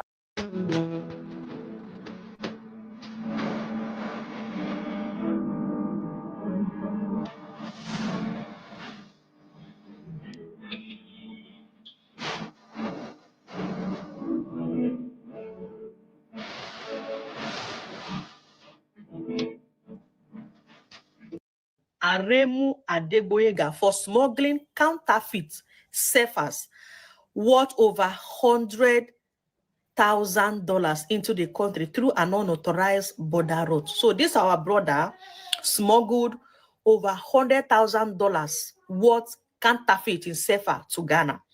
He was convicted and today he was actually deported. To be honest, Nigerians must who commit crime. What is wrong? Did you know counterfeits? Even counterfeit in Nigeria alone can get you life imprisonment, let alone counterfeit in Ghana. Do you know if this has happened, if this had happened in any French country, maybe in Benin or Togo, either they gave him life sentence or they buy him or capital punishment. Counterfeit is a serious offense. And now he's even dealing it with CFA, the same CFA. Please, Nigerians, must you people commit crime? Must you people commit crime? Didn't it appear to you that this might be your end if you get caught? And to show you how greedy some of these fraudsters are, over $100,000 worth counterfeit. Breaking news. On September 23, 2025, it was confirmed that 11 African migrants deported from the U.S. to Ghana were quietly sent back to their home countries even after they begged for protection.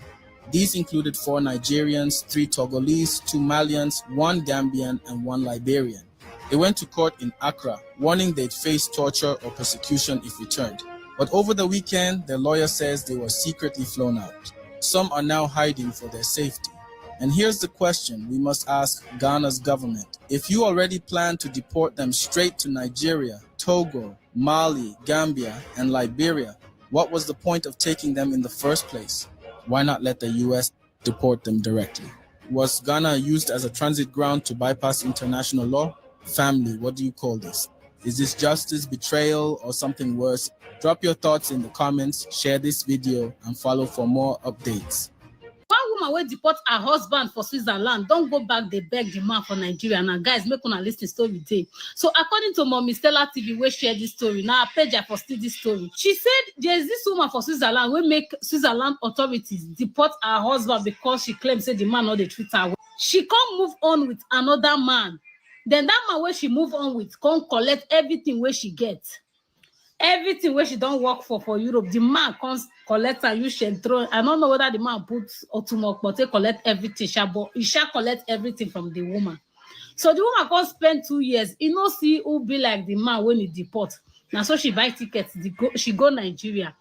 Go beg the man, say I beg, go make it forgive her. What did she do? Don't be a clear eye, make it forgive her. Make them come back together after I don't deport the man. Hey, mind day. Like people get mind. You let me say you break up with this person or separate, everybody go their separate ways. You deport, like you join the authorities, you carry this person, go back to Nigeria. Then this person go they struggle, they try and manage himself. So you not gonna work the way you think can. Then you can't go back. Hey, guys. All right, Mickey, I got you, Mickey. I got another one where we got the Americans talking about Africa right here. Y'all check this out. Make sure y'all hit that like button. Push me on the algorithm. Greatly appreciate that. Let's get it.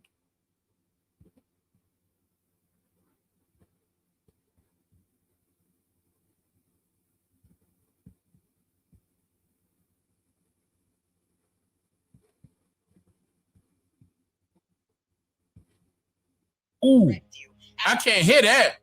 Wow. Wait, this is real low. Oh, wait. So you are wrong, so I will correct you. African American is a term used to describe the collection of people whose ancestors came from the transatlantic slave trade. Because those people... And listen to how silly you sound. Can y'all hear what she said? Y'all can't hear that, right? I may have to leave this video alone because y'all probably can't hear that. I might have to come back to that. She sounds so silly right there. Hold on, let me make sure if this sister right here, let me see something real quick. Oh no, she did say something. And is she louder? I'm gonna just correct you real quick. Oh, she correcting her. Oh, wait, I gotta play this. Okay, so I'm gonna tell y'all what she said. She said... So you are wrong, so I will correct you. African American is a term... So she must be calling her out. She says, you are wrong and I will correct you. African American is a term used to describe a collection of people whose ancestors came from the transatlantic slave. Whose ancestors came from the transatlantic slave trade.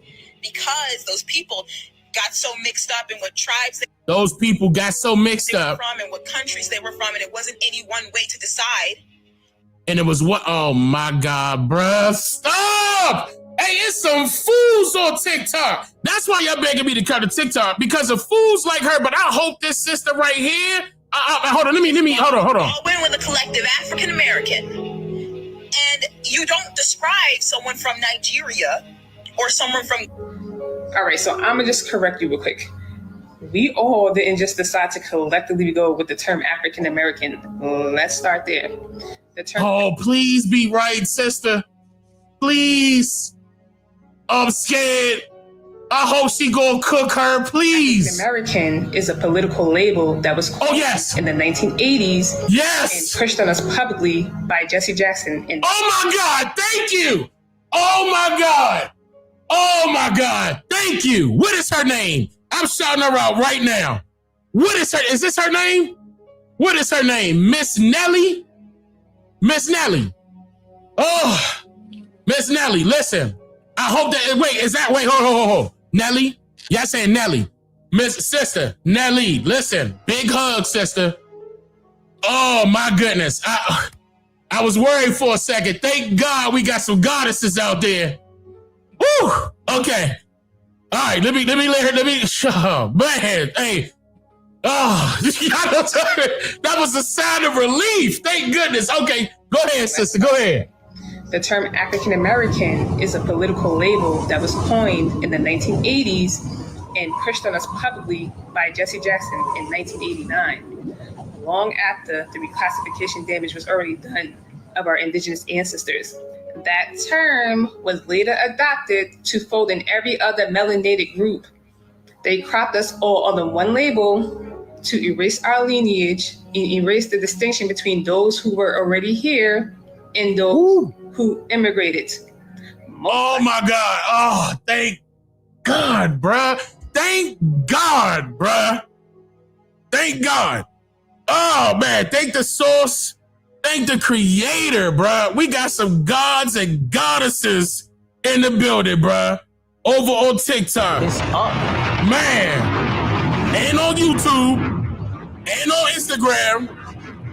And all over America. Okay? Oh, man. Woo. Okay. Man, oh, man. Woo. That had me work. Look, hold on, y'all. Oh, I need a cigarette. I'm going to tell you why. Because I was stressing, right? I was worried. I was, oh, man. Y'all don't understand, man. Woo. That was, oh, man. Huh? What? Why y'all laughing at me? You tell me y'all sparked something up. Y'all know y'all did? Man, what? And she came in with saving grace. Thank goodness, bruh. Oh, Nelly. Thank you, Nelly. Shout out to you, sister. Shout out to you. Cook these niggas, Nelly. Cook them. Cook.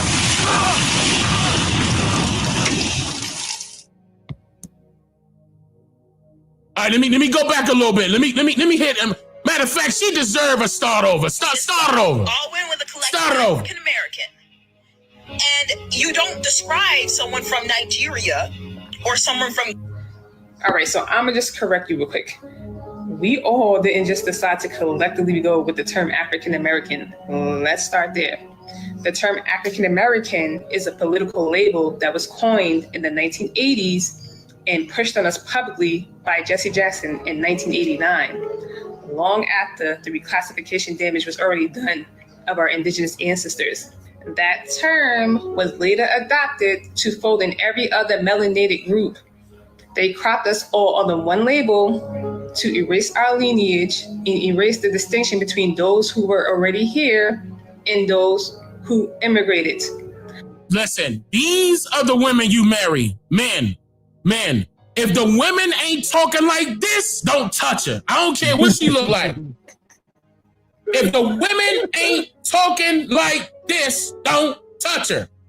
I don't care what she look like. If that woman that you like ain't talking like this, go to the next. I'm not playing. Set a boundary, goddammit. Most Black Americans are the descendants of those people that were already here. We are the renamed, the reclassified, thank you, erased. Thank you. Most of our ancestors were here before the boats. And no, this is not a theory. It's colonial records, U.S. Census classifications, the Indian Removal Act, the Racial Equity Act, genealogy, and more, like our living descendants who passed down these oral histories.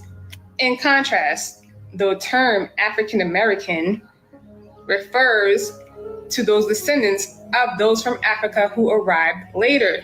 All right, hold up. Let me, and she's right. Let me read this part right here. She said a lot of us never went by the term African American in the first place. It was a label placed on us, not chosen by us. Many of our families identified as Black, Negro, colored, or even Indian in historical records. And mulatto. Don't forget mulatto. Listen, I'm telling y'all, if y'all not sisters, just because I'm single, I'm gonna tell y'all right now, if y'all in my inbox and y'all not thinking and talking like this, don't even hit my inbox. Nope, we not going on no date. I don't give a I'm not playing with y'all. I'm not playing. Don't even think to send me a message unless you talking like that. That's right. God damn it. Huh? Live, God damn it. I'm setting boundaries. 2 o'clock in the morning, God damn it. And those other melanated groups, that's a whole different lineage and a whole different cultural foundation. And that's why most of us just want to go by either Black American, Black, Foundational Black American, Solani, American Indian. So back to what you were saying, how we all just collectively decided to go with that term because we didn't know, or we got mixed up on what tribes we didn't know we was from and what African countries we didn't know we was from. Mixed up by who exactly? Because my people didn't just forget where they came from. They were enslaved on this land and then intentionally and forcibly stripped of their tribal names, languages, and identities through systems like slavery, boarding schools, reclassifications, and forced assimilation. You were acting like we all collectively shrugged and was just like, we don't know what country or African country we came from, just call us African American. That's not what happened. Later on, labels like Negro, mulatto, colored, freemen, free persons of color replaced our original nation and lineage. The term African American came way later and became a catch-all term. So while that term, African American, may feel like a unifier to you, it was also used as a tool of erasure for the Black indigenous people that was already foundational to this land we now call America. We don't all share the same migration story, and that's okay. And reclaiming that truth isn't division, it's correction. Woo! She ended that proper. Okay, Nelly, I see you. You was cooking. Okay. Nelly, I'ma let you slide with the term Black for right now, but Nelly, we gotta tighten up that term Black too, okay? We gotta tighten that up. You see how that newspaper say Black or African American? You got it right there, Nelly. We gotta straighten it up. They one and the same. But great job, by the way, though. Great job. I appreciate that. Okay. All right. Man, I ain't gonna lie. That had me worried there for a second. Man, look, I know what some content creators out there on TikTok that, that could talk now. I just ain't, man, listen.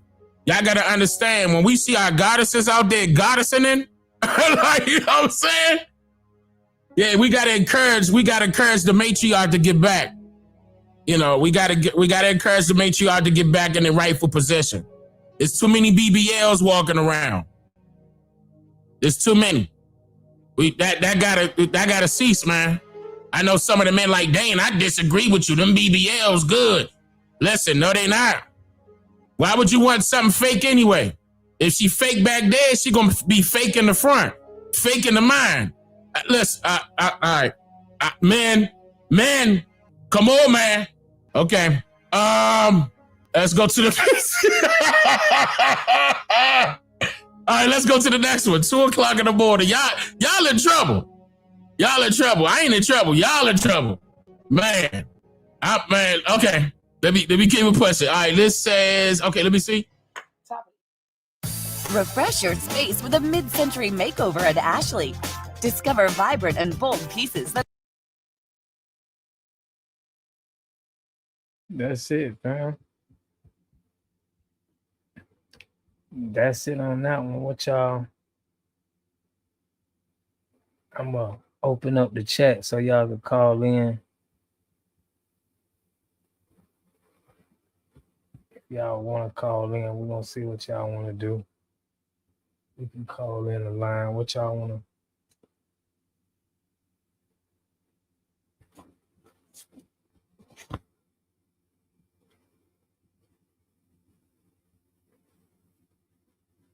James Smalls doing the towel. Of course.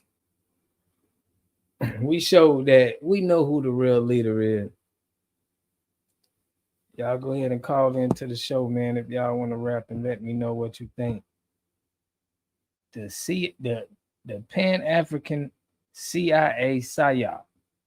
Shout out to Mickey for holding us down. Real recognize real. Yeah, we seen that one. The joke is on them. Man. But yeah, this definitely showed us that Pan-Africanism is this whole video showed us that Pan-Africanism it's a scam. There's nothing that nobody could tell you. You see, I showed y'all what they was going through over there. It's a whole bunch of chaos. Why would somebody, what would they be advertising to you in Africa?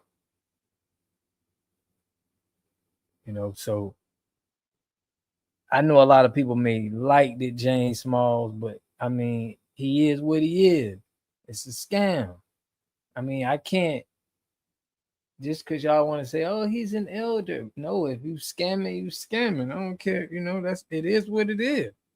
It's a scam. If you're a part of it, you're a scam too. You scam people. You trying to scam us. You know? People in Africa telling you that. We had it on this channel. We showed it. So, man, we all we got. But hopefully after this, them guys can't be even speaking on this. Everybody go back to Africa theory. But Pan Goofies. Been a scam. The joke's on them. Yeah, it been a scam, fam. It been a scam. But you got that. You go to Africa to get finesse. Know it, man. So that he said apologize. He know he FBA. We know the game. He got hotels over there. He's stuck. He need Americans. Ain't nobody over there finna go and support his hotels and stuff like that. He need Americans to go over there. So is Tyreek a scammer for having him on Hidden Colors? I mean, he is still a professor. So he's a professor. So his craft is to speak on knowledge. So if he's saying knowledge or not, how he get his money is different. But he is a professor. I can't take that. We can't take that away from him.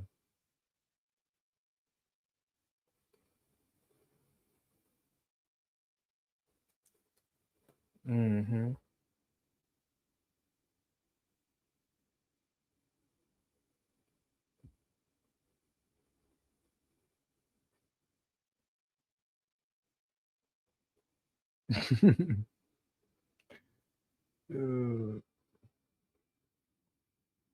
Yeah, he asked the question, so that don't even make sense. The man is a professor, bro. He has credentials. It ain't like he just somebody who was doing Pan-Africanism. He's a professor first. And then all of that, how he get money is how he get money. But he got money the right way. He's a professor. I'm sure he went to school and got a degree.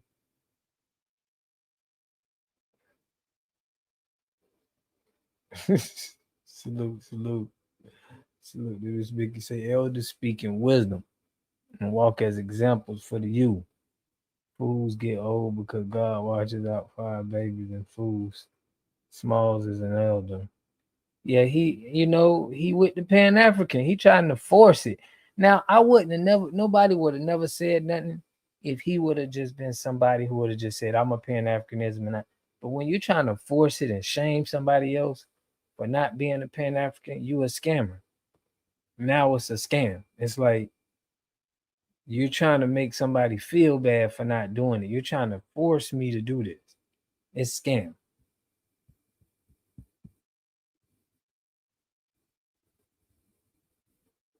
And that seemed like what he's doing.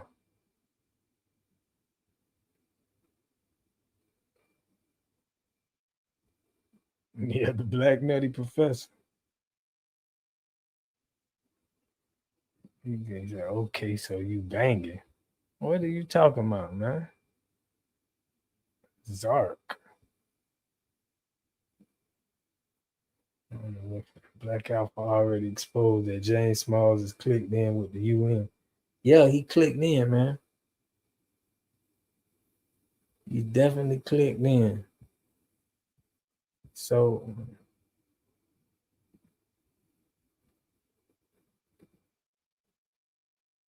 this the end of Pan-Africanism, to be real. Nothing really. Yeah, it means nothing. Nigga said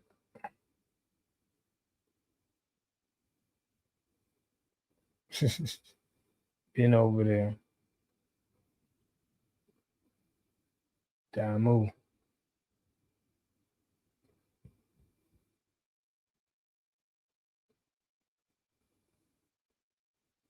Straight up. You don't see Mickey standing on business. It's over with though, man. I mean, James Smalls is exposed. We finna see. I'm finna make sure I look at what, because it's only Afro think tank in America. We already see what happened to Umar Johnson. James Smalls got exposed. It's like it's none of them left, really. I don't know who else. Who else is left? Even repping this stuff.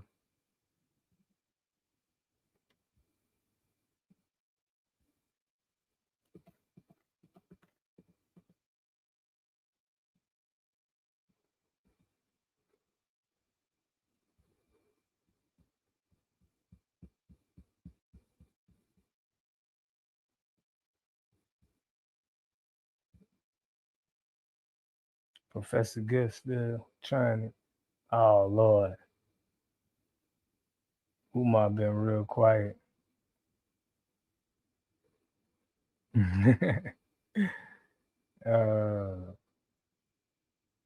was finna get old boy.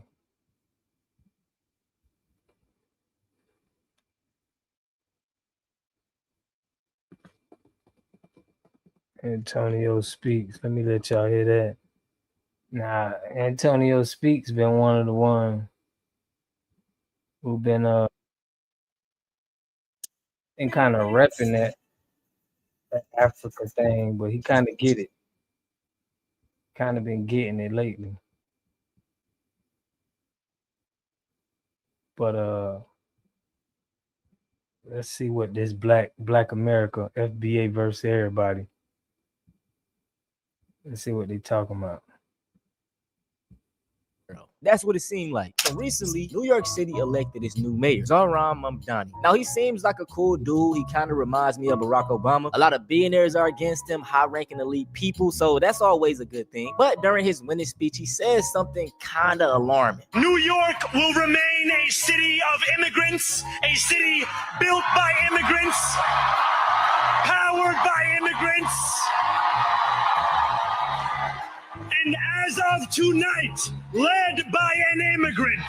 Now, although he was just referring to New York, my point is going to still stand. Black Americans are never given the proper credit. We all know who really took a hand in building this country. Now, I will say maybe he didn't mean this with malice intent, or it maybe slipped his mind. This is why I feel the way I do about politics. I don't think either side have the best interest of black people. Now, today we're going to talk about how black people, but black Americans in specific, seem to be the most hated worldwide. Now, for one, this is not a diaspora video. I am a proud African American. Emphasis on the African, okay? I will say this though, I do understand a lot of the arguments. Many African Americans want to just stand alone, the same way that Jamaicans do, or Haitians. We just want to be Black Americans. Now, the Black American experience is very unique. The rights that our people have fought for and are continuing to fight for literally benefit everyone. Let's take DEI, for example. The biggest beneficiary to that is white women. Crazy, right? And to bring back up immigrants, the reason that most of them are able able to get into America is because of Black Americans. So it's just a huge slap in the face that most of these communities are anti-Black. You know, Black Americans are the only group that fights back against white supremacy. No other group fights back against white supremacy. Every other group tries to like thread the line and like not say too much. You go through Vivek Ramaswamy's comic section and it's just white people telling him to go back to India,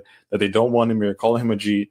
You go through FBI Director Kash Patel's comment section on Twitter, and it's them doing the same thing, telling him to go back to India. He shouldn't be here. He shouldn't have the job. He's DEI.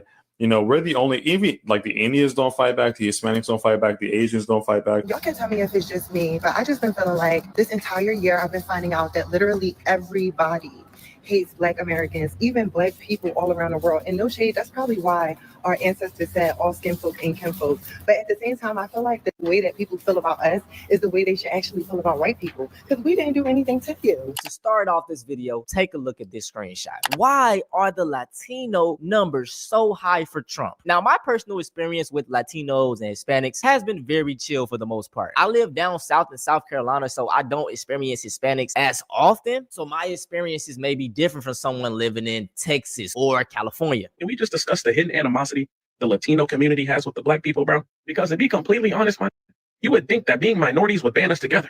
But the essays down in San Diego still acting like the Jim Crow laws are still in effect. Like, chill. These Houston Mexicans are racist. The Houston Latino people are racist. I'm telling you, listen, I have been dealing with them for over 12, 13 years. You feel what I'm saying? These folks are racist, bro. Let me tell you, here in Texas, the amount of racism I've ever even come close to experiencing from Mexicans. When I was a dancer, when I was a stripper, the way that the clubs were so racist. There was a time I went to a club out in Texas, and the club told me that, oh, they don't hire girls like me. This is a club full of a bunch of, I would say, illegals. And they said, oh, they don't take girls like us. We should go down to the club down the street, the Black Club. Karma is beautiful. Karma is beautiful. And you know what's funny? I went by that club a couple days ago. It's empty.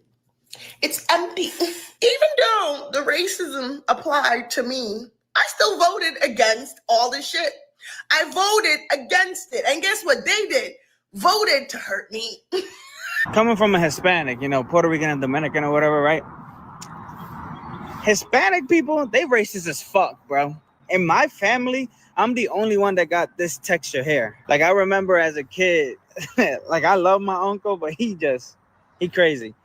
But I remember my uncle as a kid telling me, oh, like, you got that peasy hair and shit like that. Because everybody in my family got that slick shit, that you know what I'm saying? So I'm always thinking, I'm like, all right, my hair peasy, my hair bad. And that's until I met my wife. And she taught me about, you know, hair textures. Now I'll be going down memory lane and shit. And I'm like, damn. My family really used to be racist as shit. This isn't surprising to me. The whole entire world is anti-Black. And this is because of colorism. Mexico was colonized by white Spaniards. And the closer you were to whiteness, the better. So, I mean,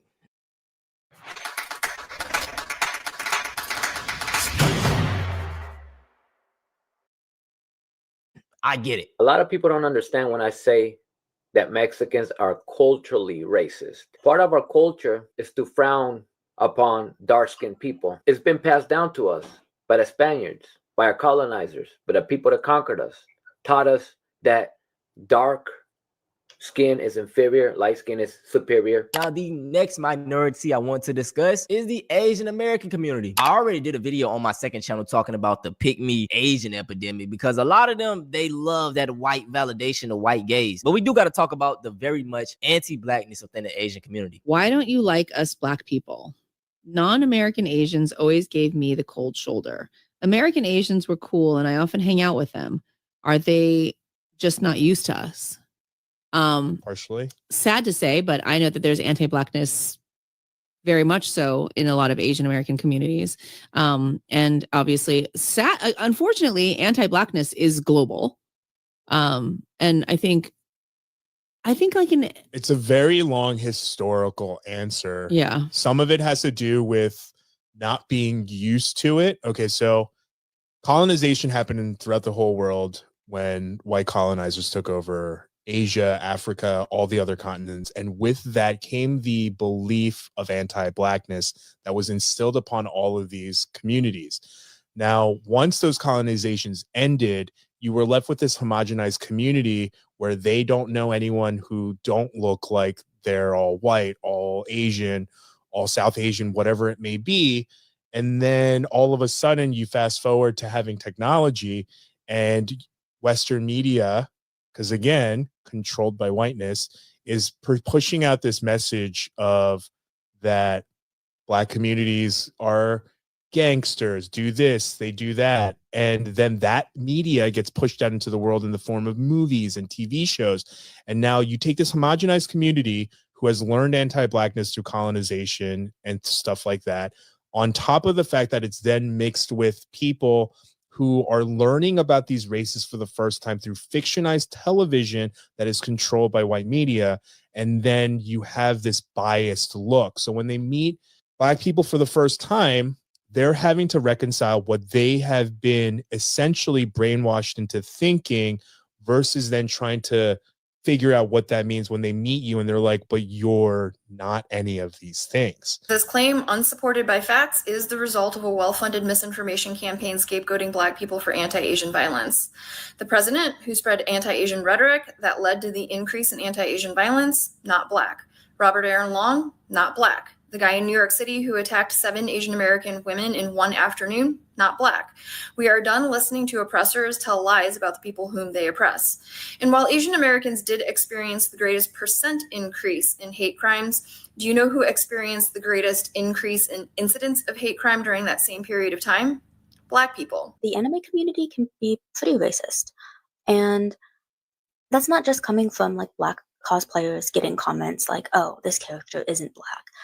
But even within the representations of Black or darker skinned people in anime, for example, this, whatever the fuck this is, this, the list goes on. Now, there was recently an incident that happened on TikTok where an Asian woman, actually she was mixed with white, so she was a mixed Asian woman, and she was discussing how whenever she goes to, you know, an Asian grocery store, she side-eyes the white people. I really am a nice person, but I can't stop myself from giving snark to the white people at Asian grocery stores. I'm sorry. I'm not sorry. I can't stop doing it. Like, I just side eye every time I see you there. What are you doing here? As a young Black man, I understood her. It's the same sentiment that I say all the time. It's ghetto or it's cool until a white person does it. With us, you know, our rap music is always demonized. The way we dress is demonized. But then when they do it, it's trendy, it's cool. This is the same way a lot of Asians feel. Throughout history, they always made fun of them, saying, oh, they're eating cats and dogs, they're doing this and that. Now you want to go shop at their stores and eat like them. Okay, I understand your pain. But like expected, y'all, some of the biggest Asian creators on TikTok came out and defended they white people. I just saw this hideous video by this Asian American content creator who basically confessed that she side eyes and judges any non-Asian patrons when she goes to whatever version of Asian grocery store she visits. I find this content to be so freaking tone deaf and disgusting. I can't tell if you were just joking, but you should take this down immediately. The thing is, we all are foreigners in other people's spaces too, which means that we all experience feeling like a fish out of water. Now, like I stated, I'm not Asian and I felt where she was coming from. You know, seeing those other creative videos kind of enraged me. I'm like, bruh, stop tap dancing for them folks. I stand with H Mart girl. I stand with side-eyeing white people who come into Asian spaces after spending decades, i.e. my entire childhood, watching them make fun of my food. Some of the big Asian creators who are like piling onto that girl, they be married to white men. They got that white man by making themselves small, bringing him to dim sum, bringing him to the community center, bringing him to Chinese school. I kind of roll my eyes even more at these creators because one of them has a white husband, the other one mostly dates white people, and the third one's unknown. So already right at the bat, I'm like, okay, I don't know if you can speak on this issue because you are already a little bit biased, and I'm sure you want your husband's age. 5 minutes of being stared at in a grocery store, it will never be oppressive to white people. Build a website you love with Wix. For your words. I think that's the nuance that all these creators are missing. I don't know why they're acting in arms like this is the most oppressive thing that we as people of color could possibly do to white people in a grocery store. And to say that we have to be super accepting, I'm not saying that white people can't shop at H Mart. I'm just saying we don't need to celebrate that they are willing to shop at H Mart. We don't need to celebrate that they're open-minded and want to try a new culture. They can just do that and exist, and we don't need to give them validation because that is the lowest bar for white pandering that I've ever seen. Once all these minorities realize, bro, that no matter how much you ride, no matter how much you tap dance, no matter how much you bootleg, they'll never see you in the same light as them. Let's take example for our next community we're going to discuss, the Indian community or Southeast Asians. Now, Indians living in America, dog, statistically, they are great. They make the most money, have the lowest crime rate, yet still in 2025, they face a lot of racism. Indian racism has actually gone too far. And what if I told you it was coming from little kids in elementary schools? If you guys didn't know, I worked as a part-time coding teacher where I would go to different schools, host after-school programs, and teach kids how to code. Pretty sure the students assumed I was white or Mexican because they would always talk to me in Spanish and I would not understand it. I ended up telling them that I was Indian and I was actually born in India. Their first reaction was being surprised and they said, "No way." Their second reaction was going on their laptop, searching up the Indian street food and showing it to me and asking me, "Is this the food in your country? Mister, did you eat this when you were in India?" Their third reaction was going on the internet and playing that fucking, you know the song I'm talking about, right?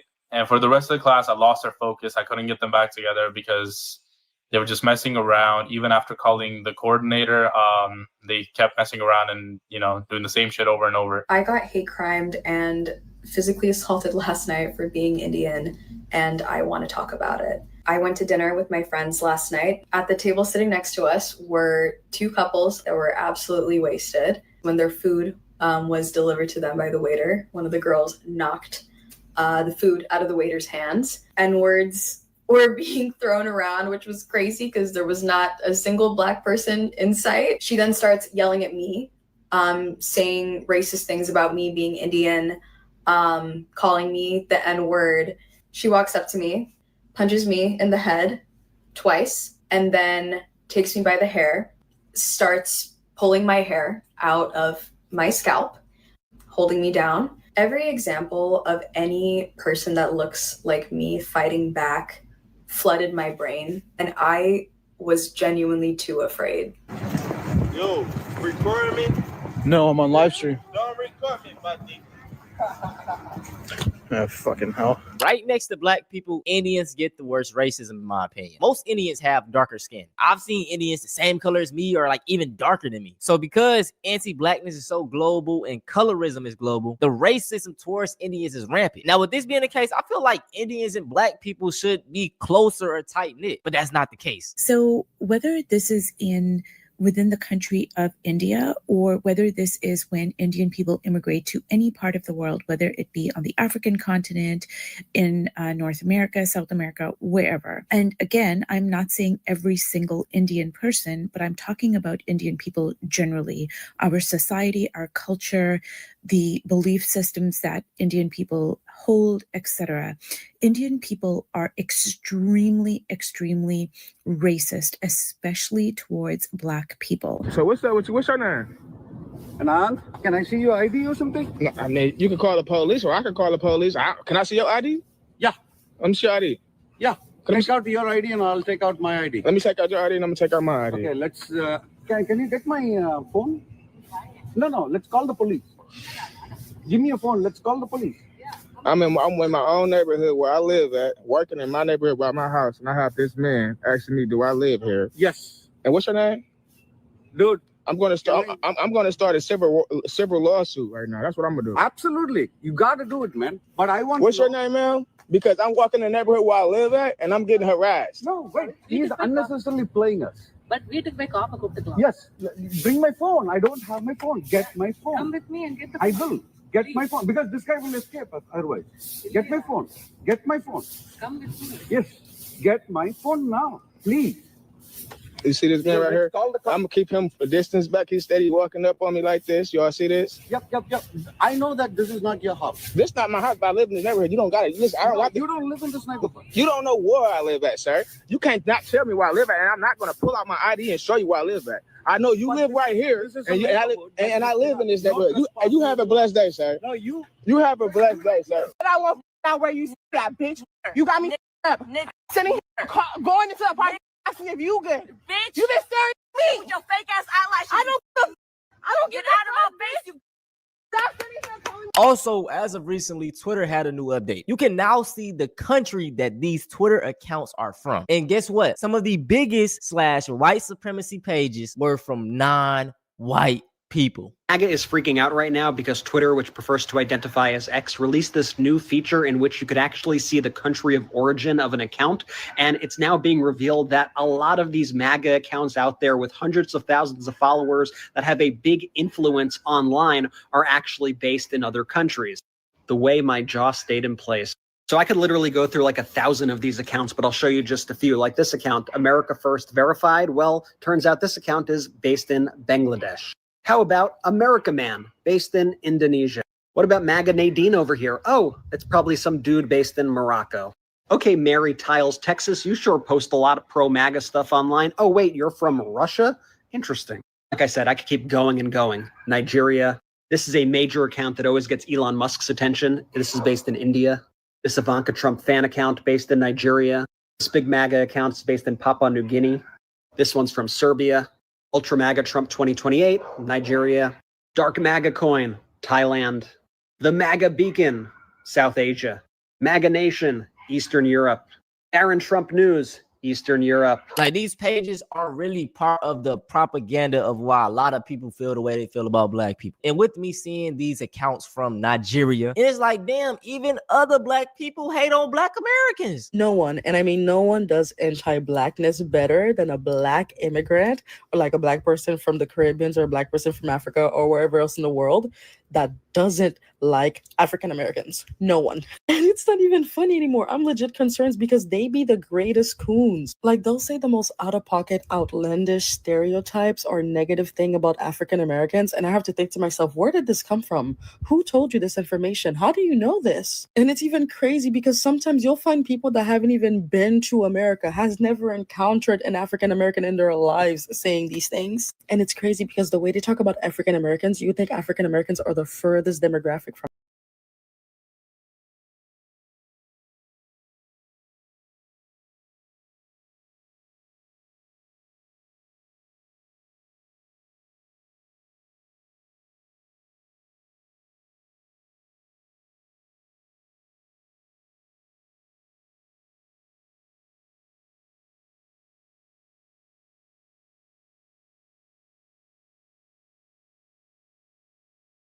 Grew up in majority black nations, black culture, black leadership, and black everything being the norm on a day-to-day basis. It's not the core part of their identity because everyone is majority black when they look around. Black is the default. So off rip, they are not looking at things through a racial lens. But black people in America look at everything through a racial lens because we are the minority in a country that was built off of our oppression. And the entire system was designed not only to exclude us, but to capitalize off of that exclusion. So systemic oppression is the struggle that Black Americans are dealing with on the home front.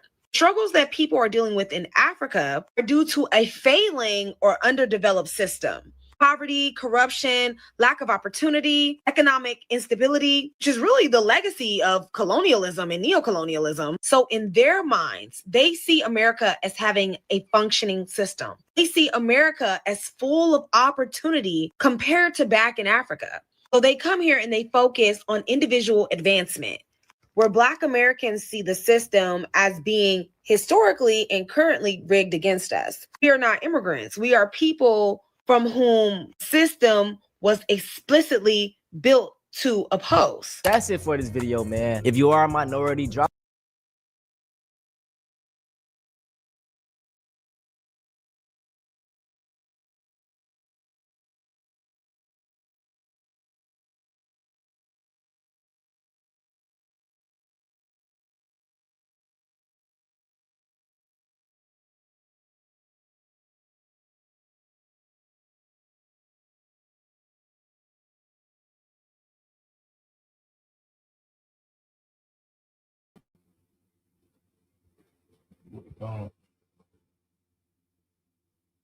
She was an FBA.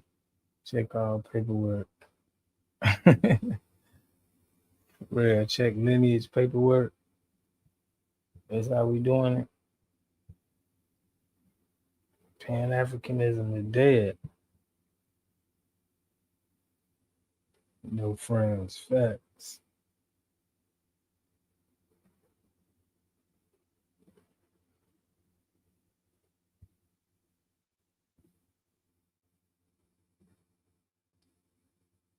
But yeah, is people still gonna try to tell us that Pan-Africanism is the way to be and try to knock us off our pivot? Start talking about legacy and colonism. 60 years to get it together and we still talking about oh man. Man, they don't like that.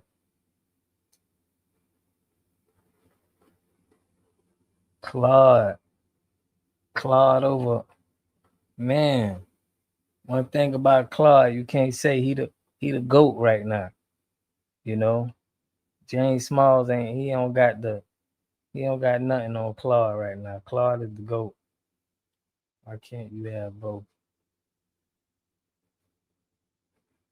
What you mean have both? What you mean, both of them?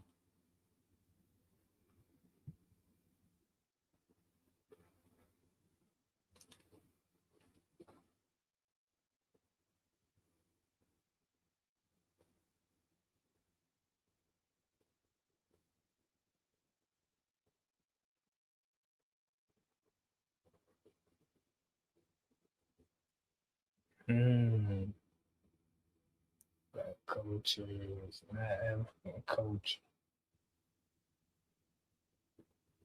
Facts.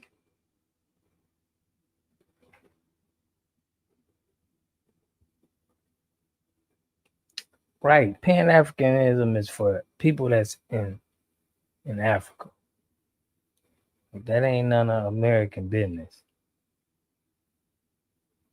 If that's what you're trying to do, you're supposed to be trying to build up your own country, your own country.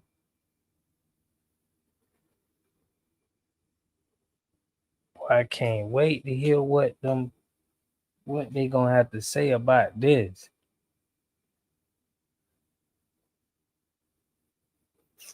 Pan-Africanism has been exposed. It's over with.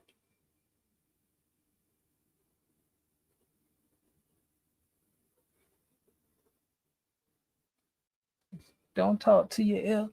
He's still an elder. No, because we treat Dr. Claude Anderson with the utmost respect. So they gonna go that way. We just calling out what we calling out. Ain't once Dr. Claude Anderson told us to don't focus on land and building right here. Everything he was preaching was doing it right here.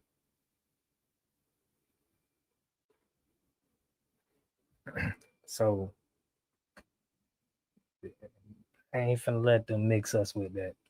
Oh, don't do your elder. No, man, we just recognizing real and fake right now. This is about real and fake. We seeing who the real is, who giving us real information. We seeing who giving us salty information. I don't even know, I guess, because he is a professor, but what that mean?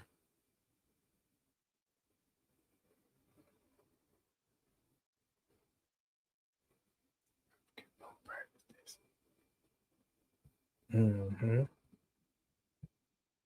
I had something.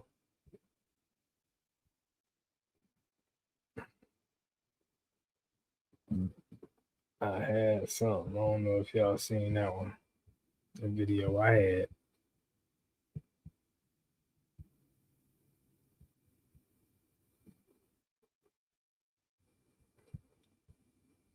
That's not an honorable title. What you mean that's not an honorable title? Yeah, Claude a true rider, man.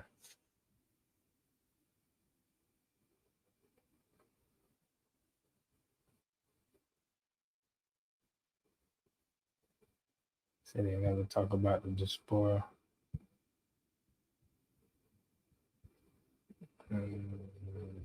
It's getting rough out here for the Pan Africans.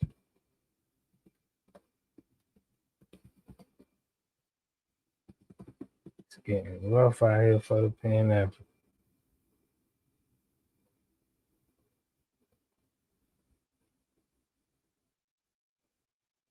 See if I can find this something.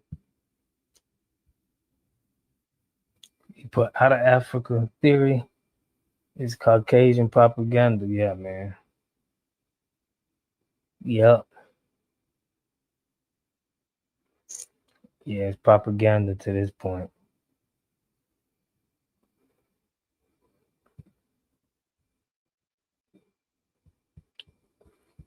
It's propaganda. But you put being a professor from these indoctrinated camps don't impress me at all. Right. Facts.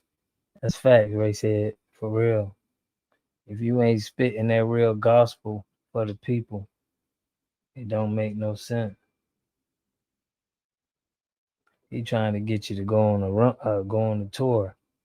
Go on a tour back. Man, you see how crazy it is over there? This video showed you the reason why you should not be trying to go to no tours. You've seen enough. That's like, you might as well go to the projects right down the street. You might as well go to the projects in your inner city.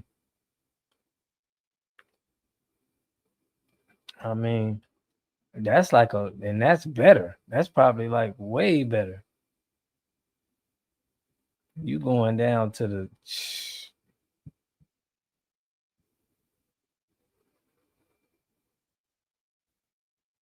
right. They're running over there trying to be us.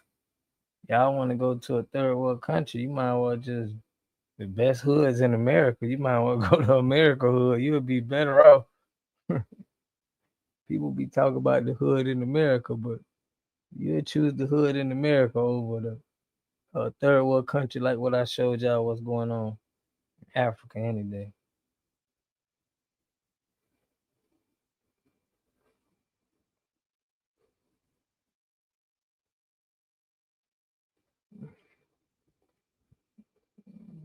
Yeah. Yeah, man. Shout out to Race Head. Shout out to Mickey.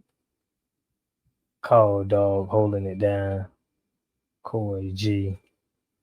Shabazz for always holding down the channel. Salute to Shabazz. Salute. But I like the video that I had, what we had reviewing that. I want to review that and see how that video.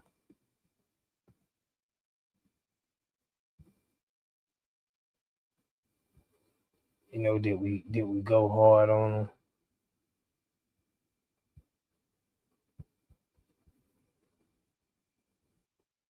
Did we go hard on them? Y'all give me a sec.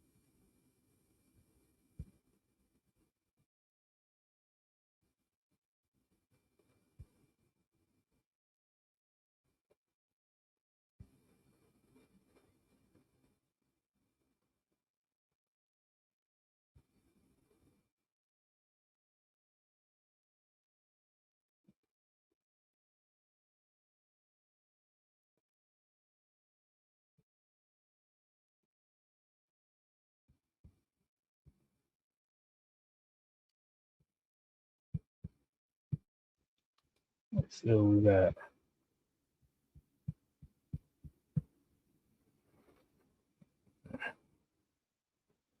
I like to run the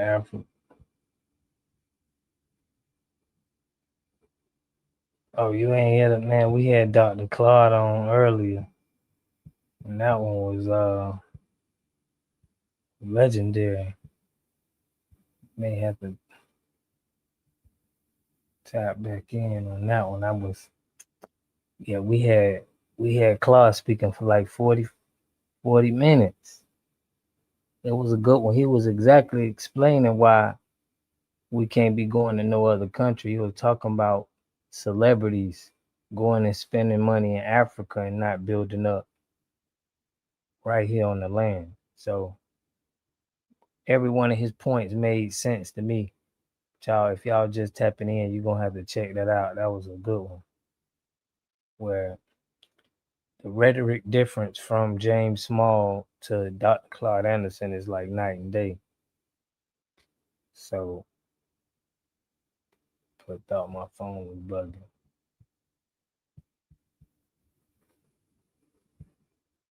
But no.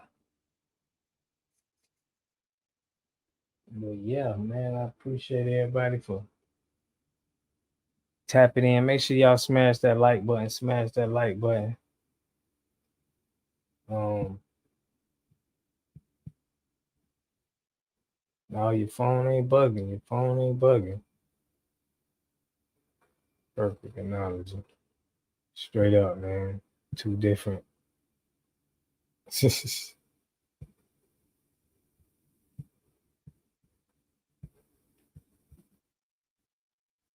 TV channel for me. I've never used it. I think for one. You to provide some context to the stuff that we're seeing. There was a video, you were interviewed on a podcaster's platform, and a clip of you was taken, and then the headline became Tariq Nasheed is a CIA agent, and FBA equals CIA operation. Could you please tell us what was going on, Professor James Small, on that platform, and what you were trying to convey that people did not get when they watched the video? Yeah, and that's why I put the video back up. I hope that people who are going off watch the whole video. I put it on Facebook a couple of times. Watch the video. Well, there was one segment, really about 2 sentences or 3 sentences, where I'm saying the government of the United States, and this is a fact, and its foreign policy as regards African Americans and African continental should never be allowed to unite economically, politically, and culturally. That is the policy towards Africa of the United States of America. The big new Brzezinski under Jimmy Carter put it in writing. There was this other piece called Something 2000. They put it in writing a few years before that. Now, I'm just giving common sense right now, right? We never seen nobody saying they don't want to unite with anybody or make no power. It's just seeming like this is another sales pitch to me. That you trying to get us to pretty much not delineate. It's like his every point he making, it's like he trying to make us force that we gotta come back to the African theory. Kissinger put it in practice. But you seen right there when he tried to hit us with that.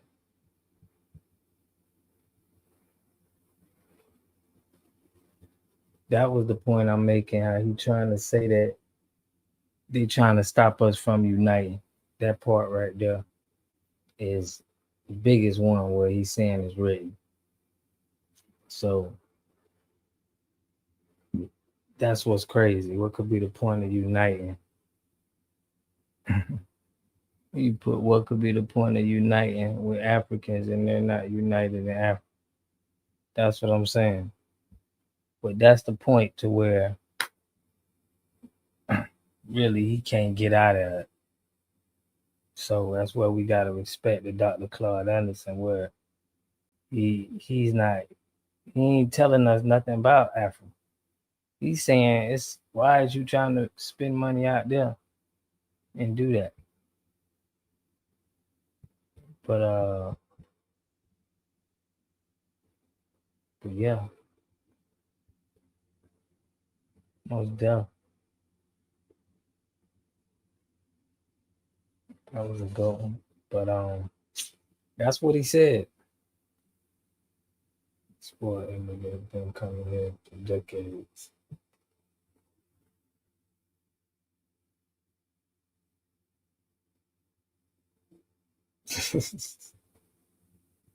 Yeah.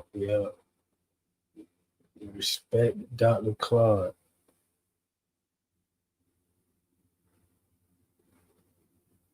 Respect Dr. Claude.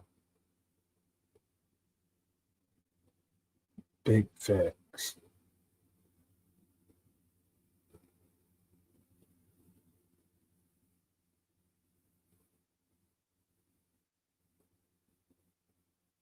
Yeah, coming here for decades. Running up a bag.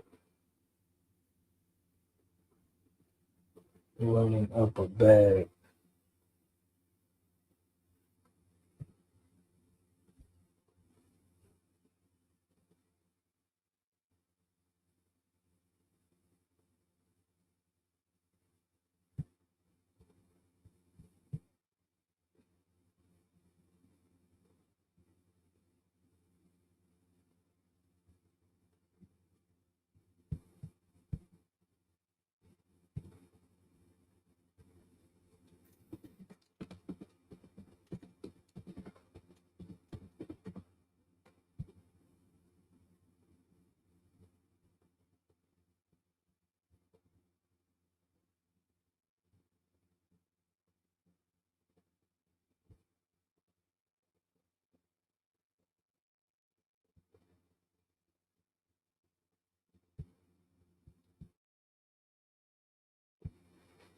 Put this boycott on for y'all. I'm 63, my church help. The link is in the chat.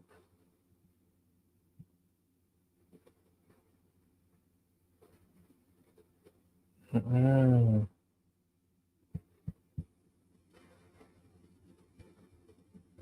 All right, let me show y'all this.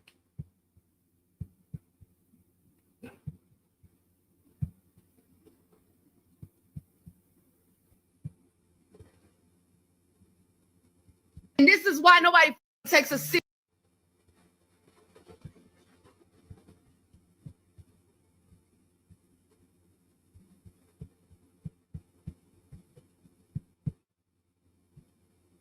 Shit done. Y'all some materialistic asses. And this is why nobody takes us seriously, because y'all fucking stuck on stupid. Due to continued social injustice and anger towards the Trump administration, many Black people and some consumers across the country will come together to stand up against major retail companies for a national blackout that is expected to take place from November the 25th to December the 2nd. The blackout asks for participants to not work, not spend, no restaurants, no projects, no events, and if the message wasn't clear enough again, no restaurants. As you may know, a recent Target boycott would occur in the middle of the year when the retail giant would remove its DEI initiatives, meant to help assure minority representation exists within their company. The move by Target would upset many Black people, causing Target sales to fall and their in-store traffic to significantly decrease after a boycott against Target would become viral. We ain't buying it. Say we ain't buying it. We ain't buying it. We ain't. Thank you, Shabazz, for that $20 cash app. I appreciate you. Appreciate you. Much love. Buying it. Say we ain't buying it. We ain't buying it. We ain't buying it. Say we ain't buying it. So, in the wake of the longest government shutdown in history, and many with not having access to food stamp funds, groups of people on social media would decide that they would further push back by hurting those big companies like Target for their capitalistic ways over caring about the consumers who empower them. Now, on Saturday, a day after Black Friday, a report from Adobe Analytics would be released reporting that online sales across the country would hit 11.8 billion in sales, which was a 9.1% increase compared to last year's Black Friday. This report would instantly anger Black shoppers online who were boycotting for the mass blackout after it appeared that other Black people were not on code and were spending money regardless of what was taking place. So what happened to us collectively boycotting for the holidays? Y'all buying everything up. Drove past the mall. It was full. So we're not standing on business for the holiday season? So I'm the only one still boycotting. I seen somebody in Target the other day. My job won't stop buying from Amazon. Really, y'all? Y'all could have told me. I'm still going to stay boycotting just because it feel right for my soul. If y'all was going to fold, y'all could have had told me so I didn't have to stand on business by myself.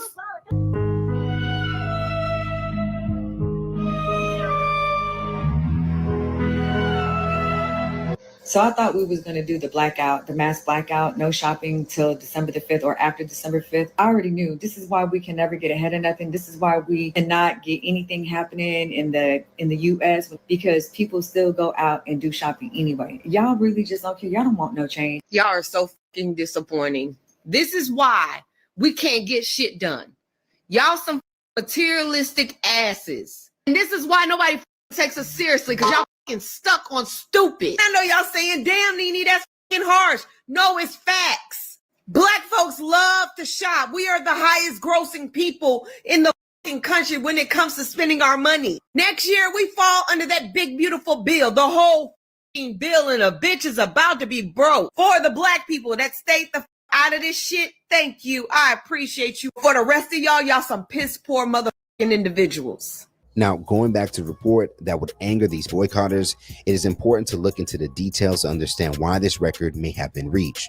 One thing that was noticed by several users online, many of the stores in their local neighborhoods were empty, despite hearing how these online sales were being reported. And this would cause speculation on how true the recent reports were. Something simple sounds good for breakfast. Oh, look. Say yes to simple. So I'm on my way into Walmart to see how many people are shopping on Black Friday. As you can see, it's empty right here. Kind of quiet, real quiet. Let's go back to electronics. Not that many people over here at all. Pretty empty, guys. Bruh, is y'all broke? Is everybody broke? Northlake just did. It's Black Friday. Ain't nobody in this bitch, bro. I can hear people breathing in this motherfucker. It's not a soul. Okay, it's one person though. Nobody in this motherfucker, bro. What the? You know how I know the boycott is working? The media is working overdrive to make us believe our boycott did not work, that everybody is out spending a bunch of money. I've seen tons of creators on this app say they drove past all the regular stores, all the usual suspects, all of them were empty. Only seen people really stand outside for that little swag bag, and a lot of people said they just left afterwards. So, which one is it? None of it's true. None of it's true. None of it's true. It's BS. They made it up. They lie. Now, as mentioned, it is important to look into details. Going back into the report, a line would read, rising prices could be contributing to some of those numbers, followed by another line that would read, despite spending more overall, Salesforce found U.S. shoppers purchased fewer items at checkout on Black Friday, down 2% from last year. So hearing this would confirm that fewer items were purchased, but due to raised prices and even possible bad deals would cause this record to be reached. These Black Friday sales ain't worth a piss. Where are the sales that make you want to fight and cut somebody out? Grease my knuckles up ready for somebody to run up on me. And goddamn, it was just a peaceful, plenty of inventory on every aisle. This is disappointing. So according to the initial report, things appear to have been sold at higher prices due to tariffs, causing sales to exceed last year's numbers. Unfortunately, however, this has not stopped conservatives with weaponizing the story's headline. A user on X would write, thought there was supposed to be a boycott by liberals to F up the economy. LOL, guess they failed again. Can't accept the fact that they are the minority. As far as Target, it appears that the boycott aimed directly at them would still very much be carried out. Pastor Jamal Bryant in Atlanta, who now has become one of the most recognized faces for the boycott against Target, will release a video of him joining one of the Target protests in DC on Saturday.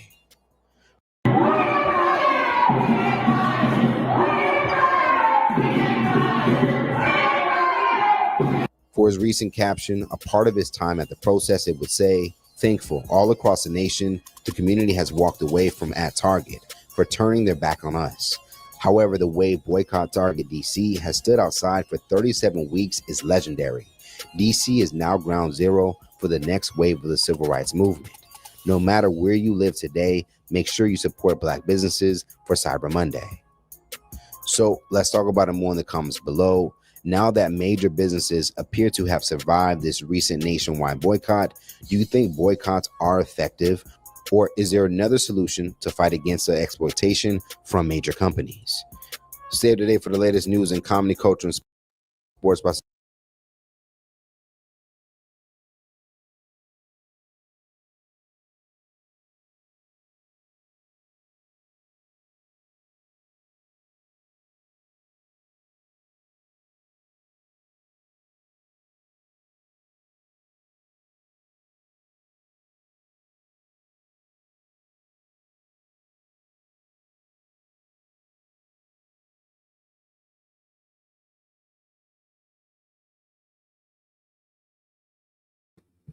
That's a tough one. But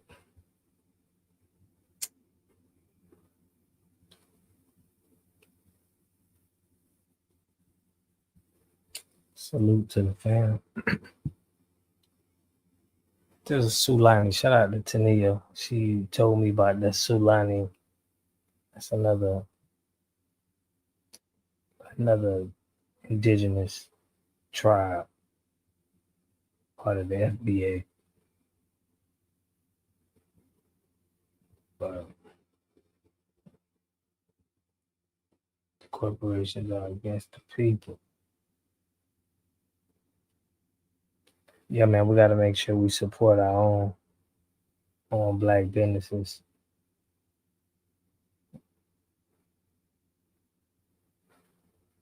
That's what Dr. Claude said. But man, respect to the chat, respect to everybody, salute to everybody tapping in, always holding it down. Jamal Bryant came in at the last minute. Yeah, but man, if y'all have it, man, I'm gonna see if I could chop some of this up for what we had with Dr. Claude Anderson. But yeah, we're gonna definitely, man, be jumping on it again. Shout out to Bernice Brad. Salute. We need to demand money for business. Yeah, we need to start doing exactly what Claude's saying, man. We're gonna make sure we have our group. Please make sure y'all hit the like button. Salute that. Appreciate you. Yeah, so many people outside forces confusing our. Yeah, most definitely. But salute to everybody. I appreciate y'all for joining the live. We're gonna be back at it. Y'all look out for some more content. Y'all know how we do, always pushing health, wealth, and a better understanding of self. Yeah. I need to get some outro music. Man, if y'all know anybody, man, y'all hit me on IG. See if I can get some outro music and the intro music. Much respect, man. Appreciate y'all though. Do it as a group. Yeah, man, for real, y'all. We gonna keep the communication. Y'all just stay tapped in on this channel because I'm gonna try to keep this communication going.